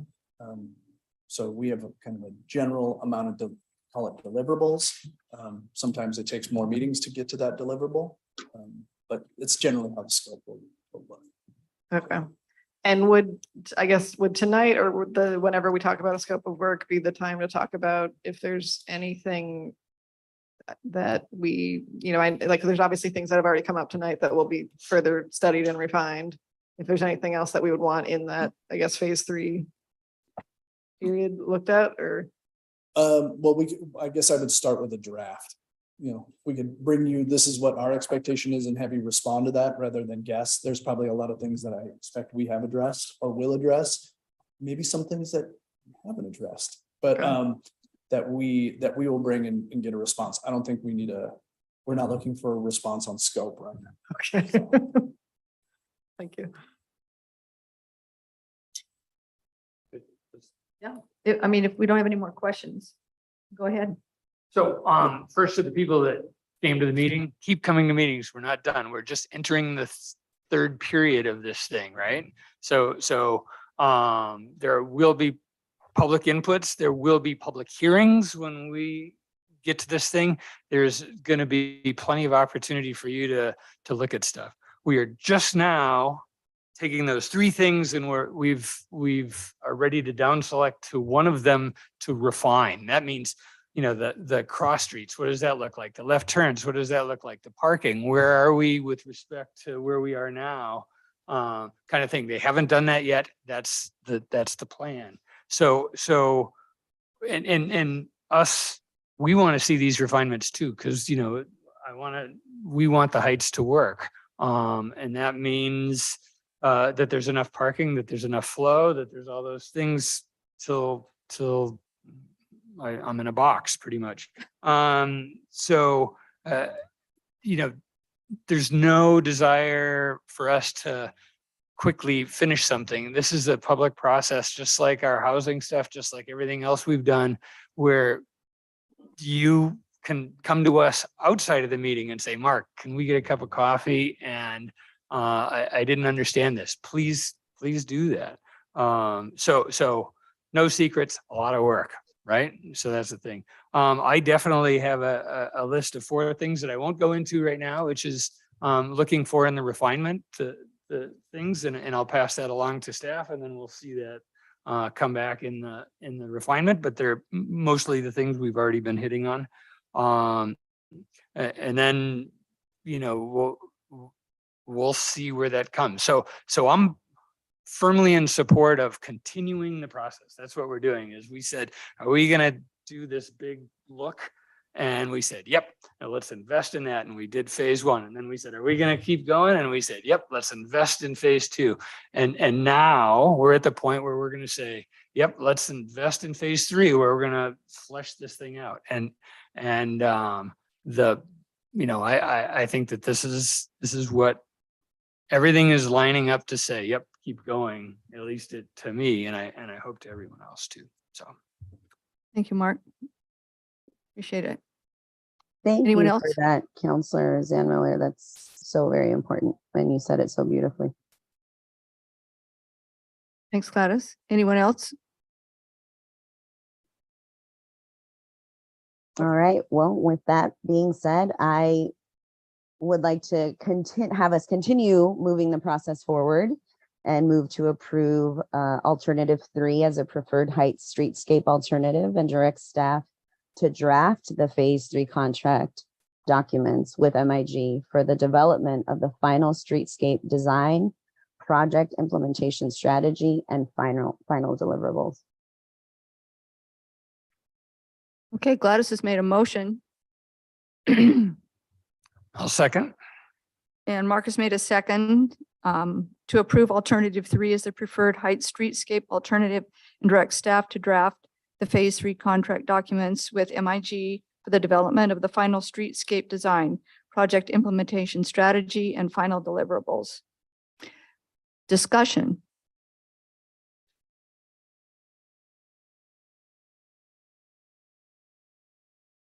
Eric? Sure. Gladys isn't in the room. I'm glad she made the motion to just move the discussion along, but I'm very much in favor of moving the process along. I'm personally a little hung up on the glowing endorsement of Model 3. I'm feeling like, and this might just be perception, but that we were near the the process with the URAC committee, and that there were some canceled meetings in July, and that there were members of that committee that didn't feel like they've wrapped up their analysis. And I think there's just a process concern. And I was particularly interested in an idea from one of them about combining models 3 and 2. And maybe that's what you were all saying anyway, is that's what this next phase will be. We'll be looking at the elements of all of them and sort of trying to balance the interests as best we can and choose what's best for the Heights, which is what I think we all want. But I am personally going to be a no on this, despite my firm support for moving forward, as was said generally, just because I'm personally not the best. I'm personally, and Mark had his list. My list is probably led by a concern about taking 12th Street down to 1 lane, which is kind of the heart of that model. Wanting to know more about that, and I appreciate there's going to be this continuing conversation in the community about it. But I'll be a no today, but it's not for lack of support for continuing the Heights project. I'm just not fully in support of phase 3. I didn't feel like the process is quite right here today. That's where I'm at. So I have a question, Eric. Did you have a preference of 1 or 2 then? I don't think I'm ready. I think that I was listening for the URAC committee process as well, and that there was just some stall there. I think the 3rd model is viewed as sort of the most compromised, and that I think that I'm supportive of that. So I probably do like the 3rd model the best. I'm just not sure I'm prepared to get fully behind it because of that 12th Street going down to 1 lane. So again, I got to be a yes or a no. I can't be a maybe. So it's a close call for me, but just as a matter of process, I'm a no, but I'm not in any way in disfavoring moving forward with this project. All right. Additional discussion on the motion? Well, I would just like to say, being focused on the port and representing the port, I tend to agree a little bit with Eric that I'm a little, 3 out of the 7 URAC members have given their thumbs up, but it doesn't sound like it's overwhelming support for any of the models. And I also feel that, this is very much so a city project and doesn't really affect the port, although everything's integrated and involved. And so I'm not necessarily sure that I feel comfortable, going full support or not full support when it doesn't directly impact what's happening with the port. Although the ideas, I think, that are going to be generated as we process moving forward could very much so impact future waterfront projects if we're able to move forward with those. And I like the fact that we're vetting all of these processes a lot to implement very important multimodal transportation. I'm just not certain that support from the port is necessary for you guys to move forward with the process.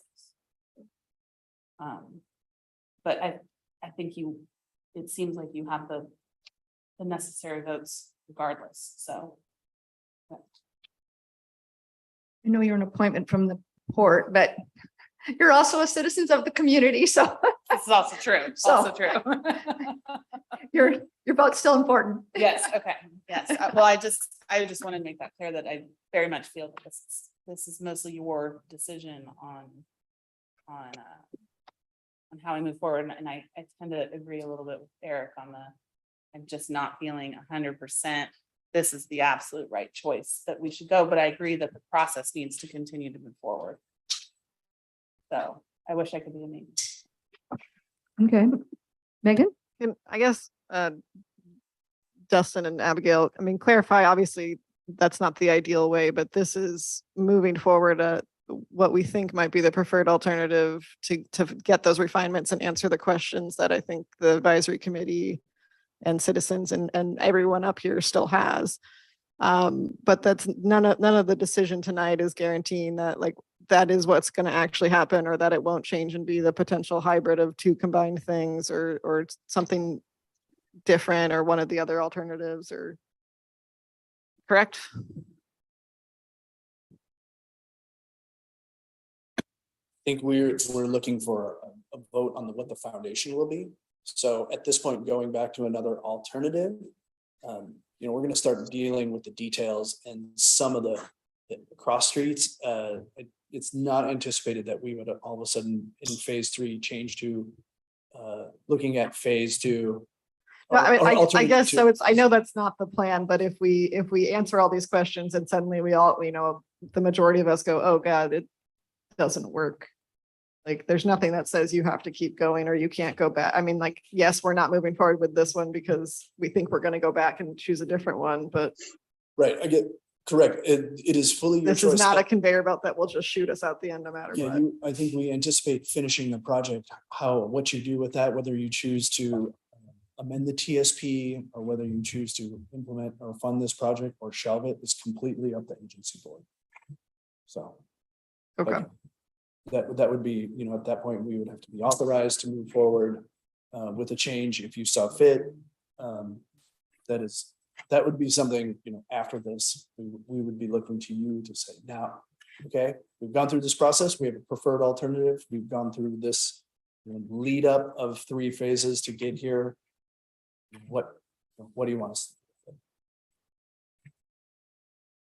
Kind reminder that this phase, or just this alternative, this concept, has been heavily supported by community members, and that this is something that a majority of them have stated their preference for. So I just want to remind folks kindly that our community is behind this as well. It's not just us up here making this decision without them, including community partner agencies who have written letters, talked to us individually.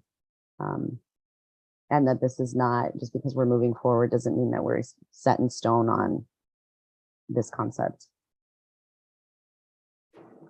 I guess I have one follow-up question in regards to that. Dustin, on the survey responses, were the majority of the survey responses favorable for this preferred alternative or this hybrid plan? Yeah, generally speaking, between the survey and workshop, concept 3 received the vast majority of the support of.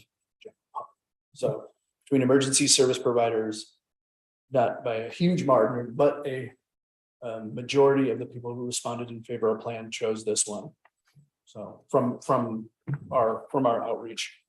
And did you receive any responses that didn't want any of the plans or? Absolutely. Which would take us back to the transportation system plan that we already have that just removes the parking on 12th and 13th and puts in bike lanes. Is that correct? Right, the default is to go back to the beginning of this process where we decided, or we were directed, the chosen alternative from 2011 is not the route that we want to pursue. And we launched from there.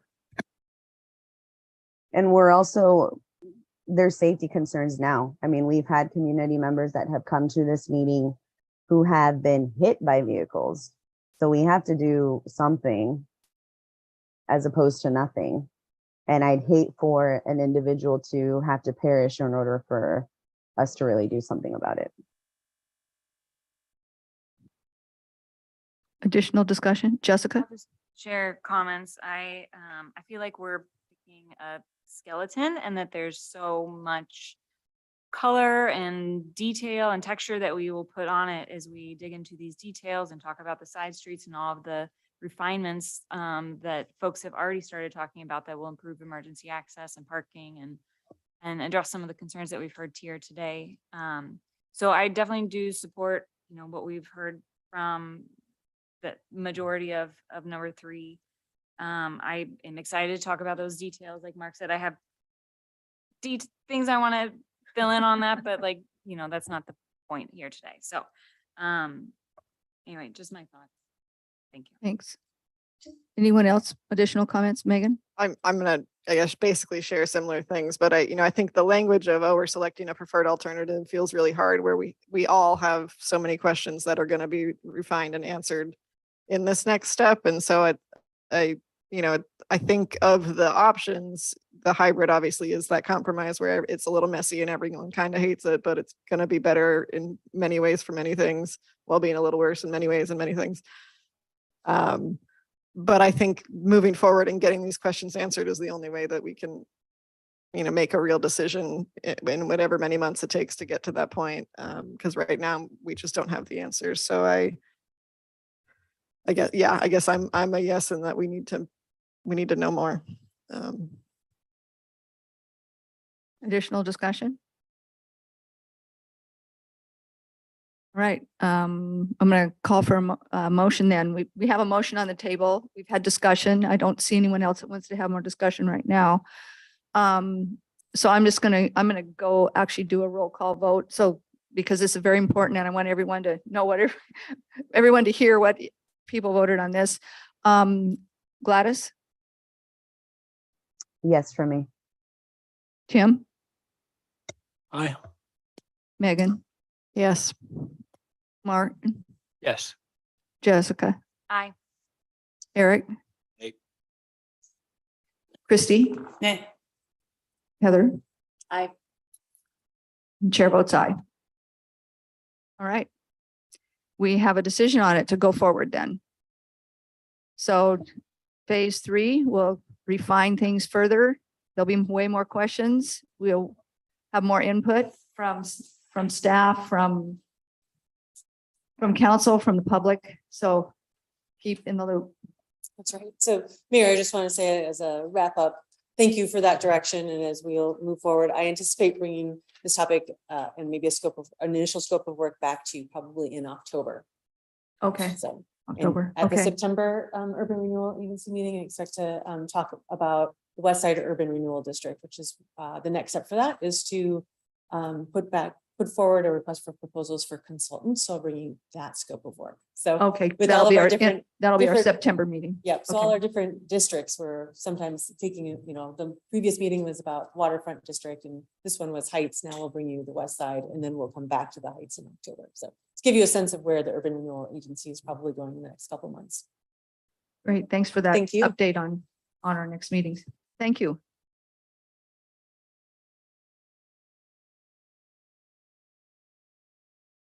No, first, the first meeting of each month. Yeah, second Monday. I believe that's September 12th.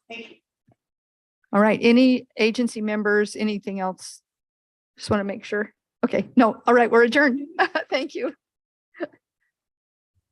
All right, we are adjourned. Let's take 5 minutes. We're going to recess.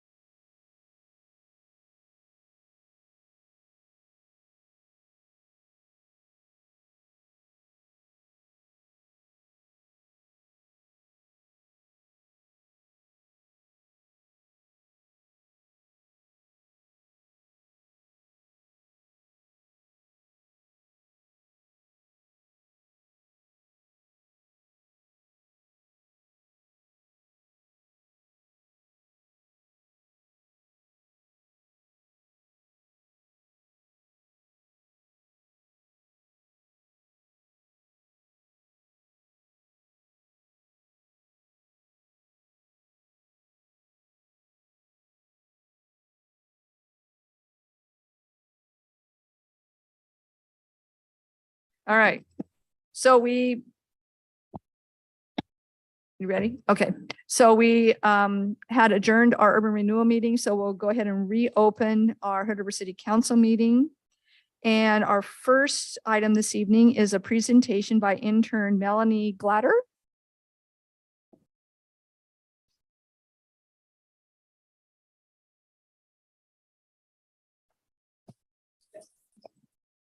Hi, my name's Melanie. I'm going to be a senior at the high school this coming school year. I've been interning for Nubia for the summer.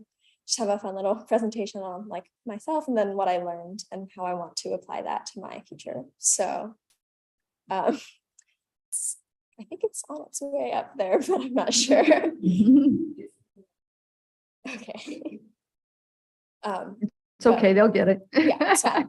I guess a little bit about myself. I think the biggest thing is that I got interested in government because of speech and debate. I was a team captain last year, and it's just been a very important part of my high school career. And it's just taught me a lot about myself and like what I want to pursue later in life. I guess next slide. Yeah, so I was born and raised in Hood River, and I'm working on becoming trilingual in English, Spanish, and French. And I guess the coolest thing I did this year was sitting on a Zoom call in my dining room, testifying in front of an Oregon House committee on a bill that got passed, which was exciting.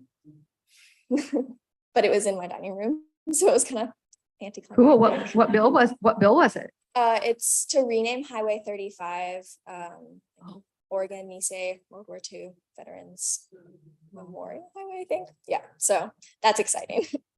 Next slide. Yeah, so my interest in like doing an internship for the city was because I've learned a lot about politics, and I got to be a student senator in speech and debate. And it just has made me really interested in how government works and how policy and implementing things like in the root and laws. And I saw this internship as like an introduction to how a city is run. And if something like this, a career path, would be interesting for me. And I think it would be still interested in it, luckily, which is good. Because that would be awkward. So next slide. So the next 2 slides are like what I've learned. And I guess the biggest thing was like Hood River seems really small, like looking at it from the outside, but there are a lot of people involved in making sure that it runs really smoothly and that everyone is as comfortable as can be and safe. So it's really cool to like be able to meet the people who are making sure that it's happens. And I got to make a presentation that was hopefully good on affordable housing, which was really interesting to know and learn about, because like everyone hears about it, but no one knows anything about it, I'd say, especially like the public. So getting to know that Hood River is doing a really good job, especially for the state of Oregon, with like our short-term rental codes and the Rand Road project that'll hopefully start soon.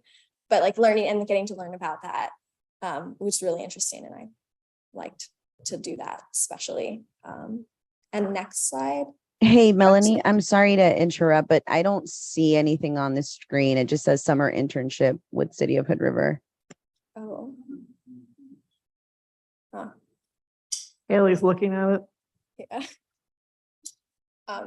In the meantime, I got to meet like all the department heads. I don't know if it was all of them, but I got to meet a lot of them, and it was really interesting to learn like specific things from all of them, which is what this slide is. I will meet the chief of police on Wednesday, so he's not in here, but specifically like from Public Works, they just deal with like water and sewer, and I didn't know that. So it was really cool to get to know that like our water is super clean, and then making sure that it is really clean once it leaves your house and goes out to the Pacific Ocean eventually. And then our fire station doesn't actually deal with that many fires, which I thought was interesting. And it's just like paramedics. So they do a lot to make sure that people like are alive, which is important. And then with the planning director, making sure that people who don't think they have a voice, like actually are thought about and acknowledged, and how they are just as important as people who come to city council meetings and talk about their experiences and how they want to see council do things when like the council and people in the city think about the future of the river. That was really interesting to learn about and good to know that everyone's being thought about and to make sure that they all have like a say for the future. And in finance, like our budget's really transparent and that everyone gets treated fairly is also really important. So that was really good to know that we've got a very strict finance director on that. And then our city manager, she's super cool and getting to know a little bit about everything. And she knows just a lot about to keep the council and the public informed about what's going on with the city. So that was really cool. And next slide is just my future plans, I guess, which is working on college applications now that Common App is open and I want to study political science and Romance languages, and possibly go to law school or get a master's degree in like public policy or administration, which is something I've solidified with this internship. And then hopefully have other internships in the future and work for Congress people and learn more. So yeah, that's my summer internship. Any questions, comments? Thank you so much for doing that PowerPoint presentation. Thank you. And the presentation that you did for the affordable housing that you got for me, because I'm going to be doing a presentation at the Oregon Mayors Association on Thursday this week, Friday this week. Thank you for doing that work. Appreciate it. It's helpful to see all that from a outsider's perspective. So I'm really glad you did it. Thank you. And I think this internship with a congressperson would be extremely interesting. Hopefully that works out. We'll see. Mhm. But Anyone else? I was going to just ask you a question about how do we encourage other young people from the high school to be involved like you were this summer? Is it through internships or how can we make sure that there's the feedback that we're getting from Gen Zers or right, the young kids. I don't know. I think an internship's a good way to do it. I think someone wanted to do like a youth council of sorts. I think that would be an interesting plan to implement. I don't know how many people would actually want to be involved, but I think like try and think different things out. I think an internship is always a good way to do it. I learned a lot. I think that other high schoolers would also want to do that and learn more about government. So I'd say an internship is probably the best route for that. But You knew Nubia. Is that kind of how you guys got connected? no, my mom knew people, I guess. Yeah, so Nubia was just the person who had showed interest in having me on. So that was just kind of lucky. But I guess like talking to like counselors at the high school or something, see what kind of kids might have shown interest. That would be another way to do it. But yeah. Right. If you were going to fix one thing, what would it be? Oh, I don't know. I didn't get to know the inner workings that well, so it seemed pretty smooth from my end. I'd say the budget book was really long, so that was a long thing to read. I think the work plan is really accessible. Like that book is really nice to read. I don't think that needs to be fixed. I don't know. I think outreach is pretty good with the community. So great job, I guess. Yeah. So Melanie, I feel like I've sort of watched you grow up and I just want to say it's really refreshing. to Have a young person come in, be so poised and dedicating your summer where you could be out playing and frolicking in the water, be part of the city government structure, I think shows a heart for public service and that you're sort of a chip off. You're the block of your family there. So I just want to thank you for that. And I guess I would ask you a question if you've given us a report. When you go to school on the first day and what did you do in your summer? I mean, what are you going to tell your friends? What's the takeaway from your friends about your experience? I don't know. I'm like way cooler than all of them for being able to learn so much about the city, I guess. I don't know. I feel like I should brag about it. I got to learn so much and that was really cool for me. And like I get to actually write on my college application that I know what I want to study, which I feel like a lot of my peers won't know yet. So think that would be the biggest, but thank you. Cool. I like that answer. Oh, yeah. Thank you so much. Yeah, Really thank you, appreciate it. guys. Thank you for giving the report to council. Right. So we'll open the work session. Any additions or corrections? No, there are no additions or corrections. Okay. So discussion item. I don't think it's a decision item. It's just information. But Wade and Jody?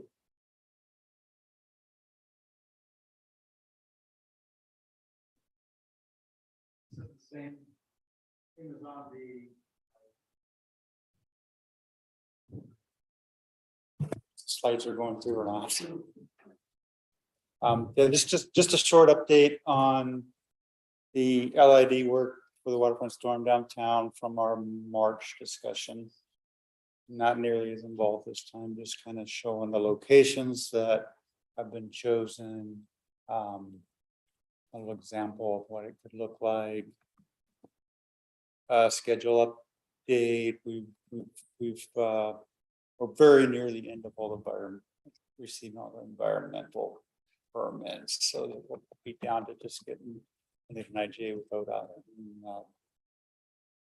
and final design. So we're still looking to bid hopefully in September and hit the construction window for the outfall, which is November to March. This year. And then, yeah, for that, we'll start with the outfall portion. The downtown portion wouldn't start till the spring because we don't want Oh, the to leave it all outfall torn up that's all winter. down by the river. Yeah. Oh, next to the okay. park. So we would be opening the pipe under the FEMA plan and the maritime buildings, hopefully by winter sometime. So Jody's just going to give a brief update on the downtown treatment. I think this first is similar to the one of the or two of you in the packet. Yes, so in Jody Bear, Wyoming Solutions, I'm part of the design team and I'm leading the downtown water quality facility effort. And in the two exhibits that you had in the council packet, this is both pieces of that. It was easier to see, more detail in giving you two exhibits. I put this together so you could see the whole 26 acres basically, and the little bright green spots are all of the BMPs, and I'm calling them rain gardens. People use different terms for these, but most of them are rain gardens right at the edge of the street or right behind the sidewalk. And they're dotted, you can see the bright green all over the 26 acres. And the darker green is the existing areas that are vegetated. And anyway, they're not all like bright green vegetation. A lot of them are just soil with a few trees and some other plantings. Now West Columbia has a lot of really nice trees and all. Anyway, and then we'll have additional, but this gives you a feel for how many facilities we have. There's roughly, I think there's 36 right now in the street. And then there's 3 I call them hillside facilities. So at the downstream end, whatever we weren't able to treat immediately, we're treating before it goes under the railroad tracks into the wetlands. And we're still in final design. So there's a lot of work to complete yet, but this gives you a sense of the whole project. And then I have one really thing that the landscape architects managed to, we pulled this together late last week after we had completed the design layout of 2 of the larger BMP facilities plus a third. It's right at the north side of the Columbia lot. I would say at like 6th Street, so halfway between the intersection with 7th and 5th. So just north of the market on Saturday. And there's so it's this little, it's these 3 facilities right here. So we're looking down Columbia from 7th, and the cinema is down there on the right-hand side. And all of the white is the street, and of course, we don't have all the buildings detailed out, but that's pretty close to how it looks. And you can see the tanks of Full Sail over there on the left. And so basically, the way I'm thinking of these facilities as we're designing them, it's like we're cutting in stepped bathtubs at the side of the street. And you can even see, if you look close on this, you can see the check dams, because we have steep streets and mostly, and this is actually a pretty flat spot. The street is a little steeper than this when you're out there, but they did a really good job of modeling. And I was very specific. I don't want to show pretty pictures that we are not going to actually build. So this is very close to what you will see built next spring, and either planted next spring or next fall.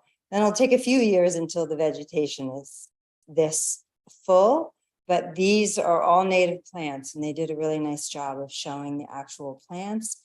And we have been working on the plant palette since April, and refining it, because these are, so basically we're doing a lot of work to engineer locations in our completely built environment where native plants can survive and actually thrive. So one of the criteria is to build them as large a footprint as we can, so that the plants will survive in the tough environment that we're asking them not only to survive, but also to thrive, so they can treat our storm, function really well in the environment.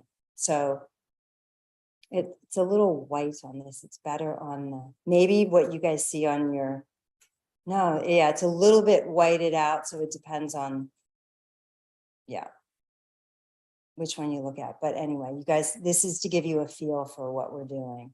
And this is one of the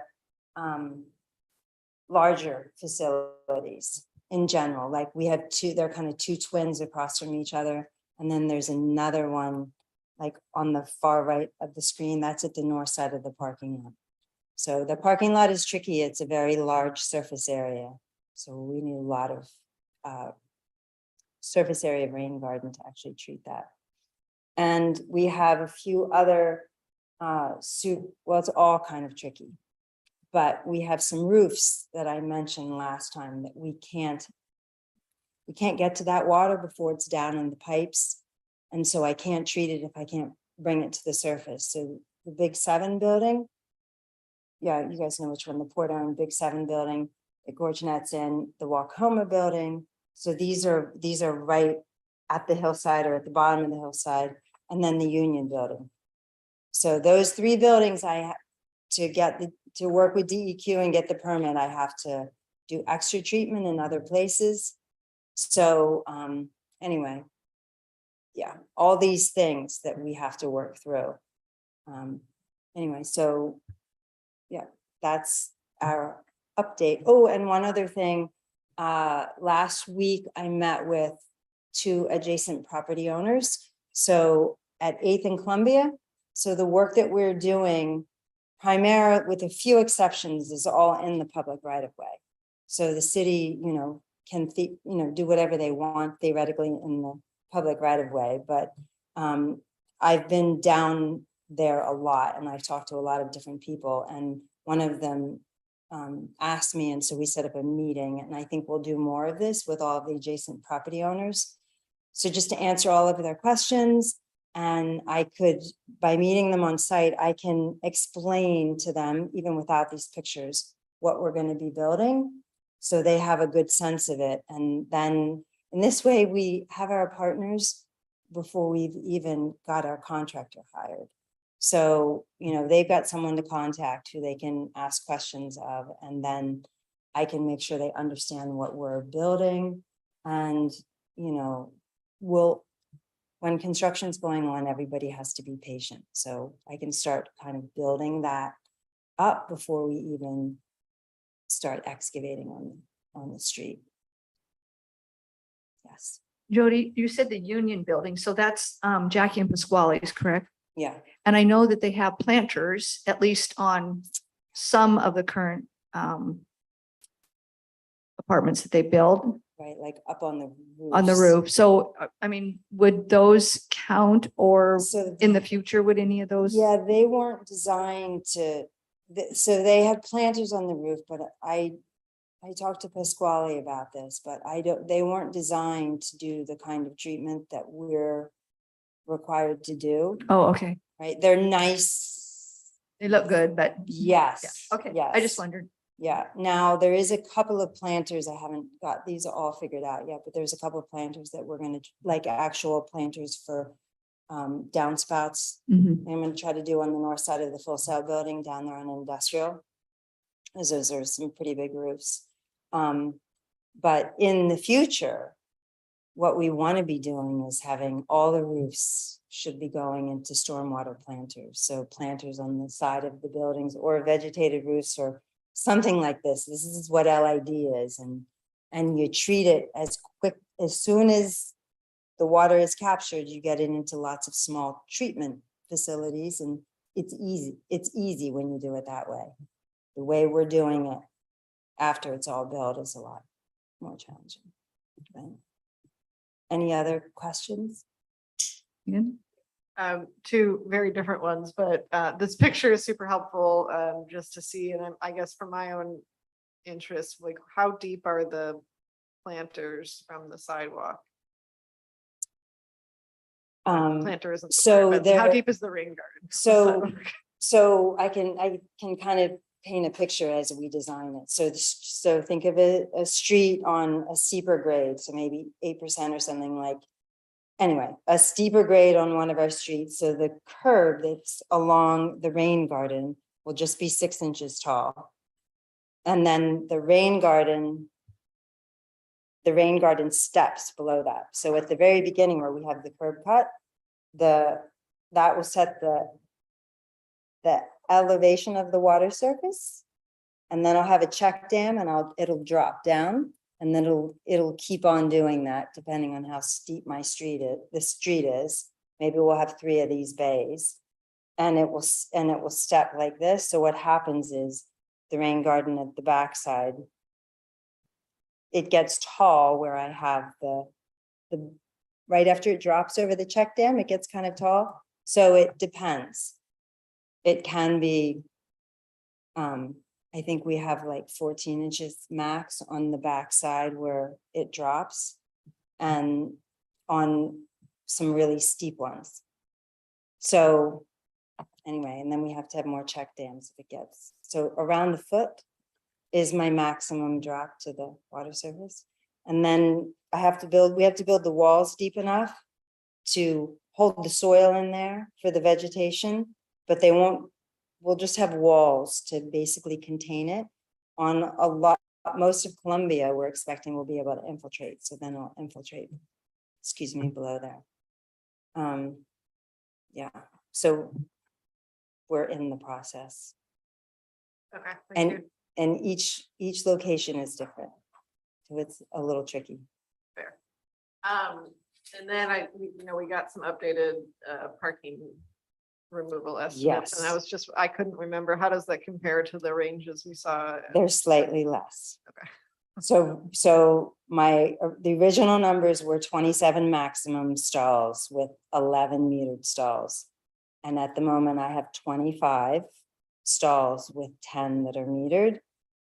I'm still working on utility coordination. So there's a couple of them potentially on Wasco that might go away. So there's sets of them along Wasco on the south side of the Wacoma building there, which would be really nice because they would really help cool down that part of the street. But anyway, there could be a few less, but 25 will be maximum. Thank you. Yeah. Additional questions for Jody? Jessica? I remember this from the last presentation and maybe you talked about, but especially, sorry, looking at this picture, which is beautiful. How are we taking care of the plants? Is the city's taking care of the plants for? Yeah, so the maintenance of the facilities will be the city's responsibility. What we have discussed and what we're designing them for is so that the city's sweeper, the street sweeper that goes around and cleans our streets, will be able to make all of the curbs. Okay, so the basic sweeping around them will be by the city public works crews. And then they'll also probably do a once or maybe twice a year vac of trash, like in the fall, to make sure that we've got the inlets open and everything. And then the maintenance of the plants, what we've been talking about is we'll define the maintenance requirements, and then the city will hire like local landscapers to do that work, because public works staff just isn't set up to do this. And it's really important. These are natives, so they're different than, you don't just chop them all down in the fall. You know, we want them vibrant in the winter when we get our rains, and anyway, so, but it will be, anyway, there's a whole bunch of them, but they're not that big.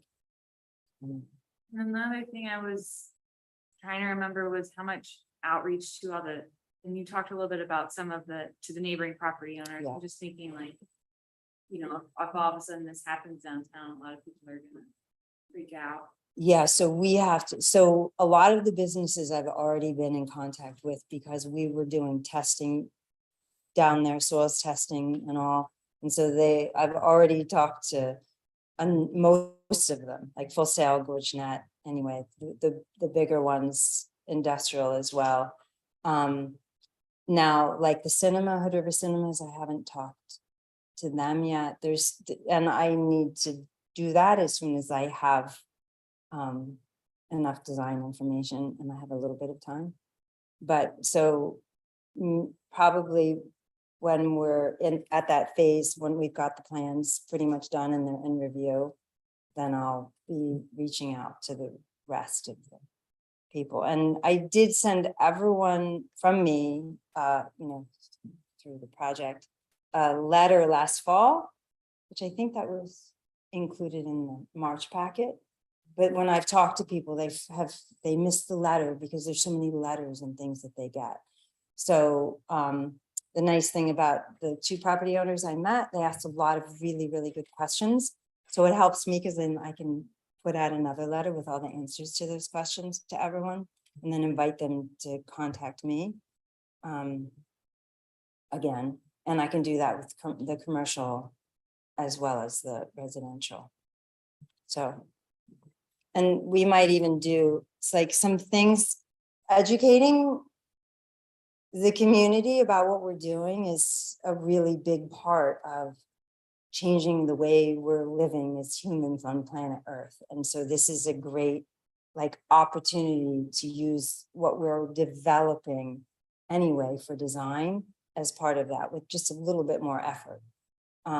And we've, like when I walked it with a landscape architect, we were talking about boards like this with educational boards, like at the corner of 7th and Columbia. You know, we have to, as long as, you know, like that before when the project begins so people can learn. And maybe we can use the city newsletter and things like that to support that effort. So it's a continuation of what we started 5 or 6 years ago with the LID work. Thanks, Jody. Any additional questions? Yeah, I Go do ahead, have a Mark. question. Oh, Gladys has got one too. Gladys, go ahead, and then Mark. Jody, thanks for being here. I appreciate the visuals I have. You were kind of segueing down what I was going to ask around, have you connected with Nubia at all so that there is education for our community members prior to anything being implemented? You know, we've seen the success of engaging our community members early on, especially when we have specific projects. So have you been able to connect with Nubia to get on the radio or page? I haven't yet. Okay. We're Barely to the stage of knowing where all the facilities are gonna be, so that's kind of the next step. Or one of the Okay. next steps. Perfect. And then just a guesstimate on completion. When do you think all of this will be completed? Well, we're gonna finish design this fall and it will be, we'll hire a contractor a little bit later in the fall. And the contractor will, it's a big project, phase 2 of the waterfront storm line relocation. So they will start in the winter, as Wade was saying, with the outfall. And then there's work in between I-84 and the railroad tracks. And then there's this work, 26 acres in downtown. So it will be the downtown portion we expect to be built next spring. And depending on when they finish, we're not going to let them plant in the summer. So they either have to, it'll be spring planting or fall planting. But by the end of 2023. Construction equipment should be out of there by Memorial Day. And then Wade, just as far as the maintenance, is this something that Crystal Greens would help us maintain moving forward once it's all Yeah, completed?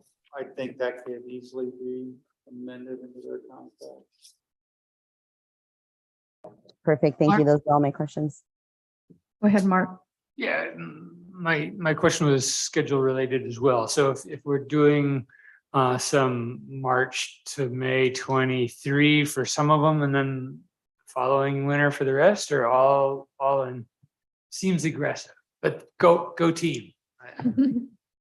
Yeah, I mean, the size of this project is gonna bring bigger contractors than what we normally hire. You know, when we did the first phase, I was amazed at how fast.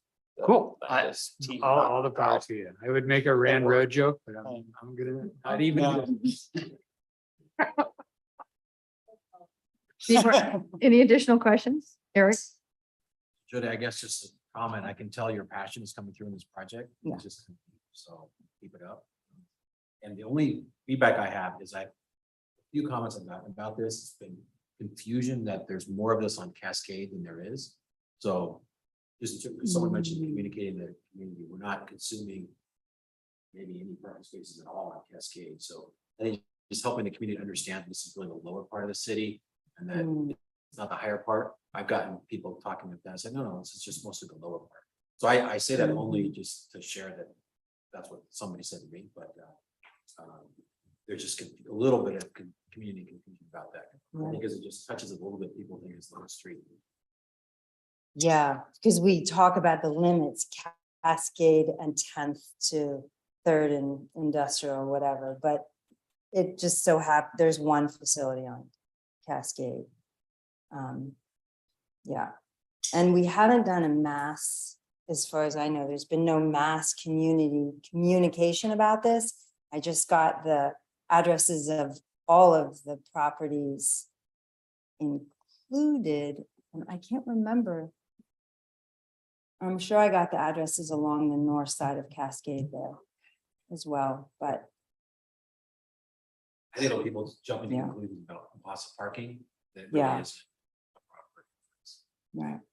Oh, I actually want to, I think maybe this is just city outreach and engagement of if we preemptively, I mean, because if you just say, oh, we're going to lose 10 metered parking spaces, people are going to think, oh, Cascade panic. And so if we preemptively tell them, you know, of all of our parking studies have shown of the parking places, you know, Columbia is the least utilized. The best place, if you're going to lose parking, the best place to do it, although obviously no one wants to lose parking, but if we can preemptively say, no, nothing will be touched on Oak Street, which is the highest. But I mean, like, just like really like put, not just like it's buried in there of, oh, where are the things, but like, we need to say like anything that's saying you're losing parking in downtown is not happening on any of these roads that are gonna really bring people out of the woodwork. Like, Yeah, really important. Yeah, where we're not losing parking is just as important as where we are losing parking for communication. And yeah, and always having that qualifier of 10 metered spaces in where, not just, oh, we're losing 10 spaces. Yeah. Just to save us some heartache, honestly. All right. I can't, I Yeah, can't speak great. to every 10 right at this moment. Yes, yes. Thanks, Okay. thanks, Jody. Appreciate Thank it. you. Thank you, Wade. All right, we'll adjourn the work session. We'll open the regular session. Any additions or corrections on that one? Abigail? No, we have no additions or corrections tonight. Okay, we have consent agenda, which are council meeting minutes, service contract with Windsor, change order for the ultraviolet system for the wastewater treatment plant, and amendment number 4 for PageWorks, who does our some of our communication work. Anyone need anything pulled off or they can't vote on for any reason? All right. Yeah. I feel like Roundtree Rouse is a friend of mine, but I don't think that impedes my decision making. So I just, Okay. All right. probably not necessary, but I'm not going to recuse myself, but Okay. You aren't going to get any, no one's getting a deduct or an ad for any financial gain or, okay. Yeah. All right, great. Do I have a motion for the consent agenda? I will move, we approve the consent agenda. Second. I have a motion to approve the consent agenda by Megan and a second by Jessica. Any discussion? All those in favor say aye. Aye. Nays? Abstentions? Chair votes aye. No additional business items?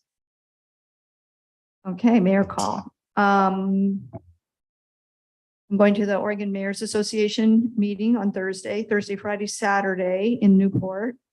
And I'm going to do a presentation on our affordable housing production strategy in one of the panels. And Dustin looked it over and Abigail looked it over, make sure I didn't forget anything. And just kind of stress some high level points of what we've been doing basically for the last, well, since 2015. Because that was just that's one of the final things that we've done recently, but we've done all these other things to build up to that level. We, with the Rand Road, the short-term rentals, all these different things we did. So I'm going to try and highlight all that. And I'm sure there'll be some interesting classes. And next year, the Oregon Mayors Association conference is here in Hood River. So that'll be fun. Can you change your mind? No. But I did tell Abigail, since I was helping instigate this, that usually they do some tours like of urban renewal areas and things like that. And I said I'd be happy to help do some tours next year when they come, if need be. So I think that's all I've got right now. Tim? Thanks, Mayor. Did wanted to let people know that the program is going to start. Can you turn your mic on? I'm sorry, I can't hear you. My apologies. I just wanted to let people know that the Hood River County Solarized program is going to ramp up again. They had a slowdown earlier this summer, but they're planning to get started again, and they're going to hold a bunch of online and in-person workshops this coming September. And Kate is well aware of the Solarized program is a program to encourage folks to make it easier for people to actually get solar around their houses and do that type of stuff. So that's, I wanted to mention that. That's my update. Thanks, Tim. Megan? I got to join Nubia, Abigail, and Mark at First Friday last week, which was fun. Was it busy? Yes, it was weird. It's been many years since we've had that level of First Friday. So yeah, it was fun and cool, and I'm excited for upcoming events, and I'm appreciative of Nubia for organizing my social calendar a little bit. Mark, Just a heads up, I will be on Zoom on September 12th and I will have to miss the meeting on September 26th. But then I will be back on the 10th of October. So I will be sorry to miss you guys, but not sorry enough to get up in the middle of the night, join a meeting. So. oh, the middle of the night. Yes. Ugh. Oh, and Jessica. I was just gonna say great job to Abigail and Nubia and the others that were involved with the city being at First Friday and the families in the park. It was really nice to see. And then in a work note, one of the things that we do is we have a business, or excuse me, a loan fund specifically for attainable housing, which is up to 120% of area median income. And the exciting news was that last week we closed support for the Jovanovich project on Clearwater. I can't remember what they call it. It has, the building itself has a name, but it's a 32-unit apartment complex that is taking applications, hoping to maybe even have folks move in September 1st. And it's just, it's been a long time since a development like that in Hood River has happened. I know the city was very involved. Dustin was very involved throughout at different points in building codes and whatnot. And so it just feels really exciting. Great. Eric? Thank you, Mayor. So I've got something fun and something wonky. So first, the fun thing, I just wanted to express public thanks to the folks who organized Music Festival of the Gorge, which happened this past weekend. Folks like Max Wrights, who is the husband of Chrissy Wrights, the school board chair. I think Dr. Ryan Brevard, local doctor, Andy Roof, these guys and a whole bunch of other people basically invest their time to put on this great music show. And then all the money goes to support music programs in mostly the elementary level of the Hood River County School District. And they've raised tens of thousands of dollars over the years. I'm sure they raised thousands. So I just giving them a public kudos for their hard work. So that was a fun thing. The wonky thing is about this time last week, we had the latest ODOT ACT meeting, that thing that came up earlier in the meeting. And if I could just, we only meet about once a quarter. I think it's every 2.5 months or so, but there's 3 things that came up that were at least of some interest to our community. First, and maybe in reverse order of importance, and I won't go on too much, but tolling. So tolling is coming to Oregon. We don't really have much of it, but I've mentioned this before, but tolling is coming to Portland metro area on 205 and I-5 and parts of it. And ODOT is spending a lot of time and money trying to get it right. It's going to be, there's not going to be people in booths. It's going to be all electronic. They're spending a lot of money. I've referenced this once before, but it's like $300 or $400 million just to set up the system to then collect tolls. So this is a huge project. There's numerous committees that are relevant to it. And the question again is not, do we toll or do we not toll? That decision was made, don't hold me to this, but I think in a bill passed by the Oregon legislature in 2017, part of a big transportation kind of negotiation. The question is, how do we toll? So we do have some opportunity for input on that. Now, clear out here in Hood River, do we care how Portland collects its tolls? I'm not sure. Things that have come through my mind are, because there's, we can work out exceptions and exclusions, and there's just by way of example, the plane of debate seems to be, well, should we toll all lanes or maybe toll one lane and have a premium to maybe have less traffic? And I'll also say the goal of tolling is not necessarily to collect money. It's actually, well, that's one of the goals, but it's also to actually drive down usage. It's kind of a club. And I won't go into whether that's good or bad. It's just the of it is the idea is to try to drive down use of the freeways by tolling. But then there's these issues about what they call diversion. Well, I'm going to go this way and that way. And there's a lot of energy being spent around how fair and equitable that's going to be to some of the neighborhoods, particularly if you pose externalities on underprivileged communities, because I'm going to drive through this neighborhood to not pay a toll. So it's a very long-term decision path, but this committee that I'm on is a lot of time spent on it. Now, do we care about it as a Hood River City Council? We probably do. So if you have thoughts, I've thought about perhaps some kind of ag exception. I don't know. thinking of our ag industry here, but I don't know that that's really going to be material, a toll on a truck with fruit. How much fruit goes that way? I'm not sure, but I'm reaching for reasons for the city of Hood River to care about tolling in the Portland metro area. And I'm struggling to find one other than to just tell people it's coming. I'll tell you, Commissioner Paul Sabas of Clackamas County is very concerned about this diversion. And just suddenly all the traffic on 205, which is a lot, is going to be going through West Lynn or whatever. So he's very concerned about that. But tolling, that was the majority of the meeting.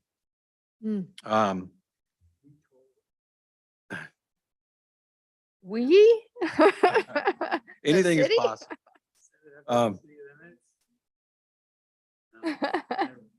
Second thing we spent a lot of time talking about was this question of grants to communities that have federal lands that as more and more, because the use of recreational facilities and federal lands is going up and up and up. And particularly for rural areas like Hood River County, for example, Commissioner or the Chair Oates spoke up on this actually.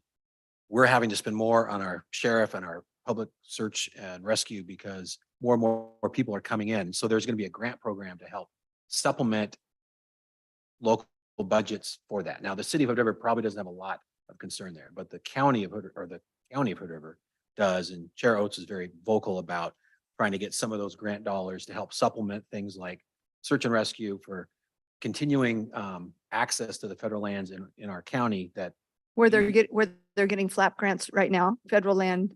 Access program. right. So Yeah. get some of those monies to the county so we can have greater resources to deal with that imposition on our county. And then, so that was talked about. And then the last thing, maybe the most important, was there was a long discussion of this grant. They're calling it a small program, and these big numbers to my eyes, but Great Streets is, and we've had some emails on this, I think. And Megan Ramey's, I think, done a good job bringing attention to this to the local people to try to rally for this. But the Great Street, and we've had a little bit of a conversation. There was that program, there's a grant program to basically, and this seems like it's going to favor local or kind of more rural areas than urban areas, which is kind of a nice counterpoint or rare counterpoint to what we talked about earlier. But this program is rolling out probably in the next few months. I have a list of actually the qualifying factors, and I think we have a shot, but it's going to be $50 million, probably 5 grants to certain localities. And the idea is to spruce up main streets.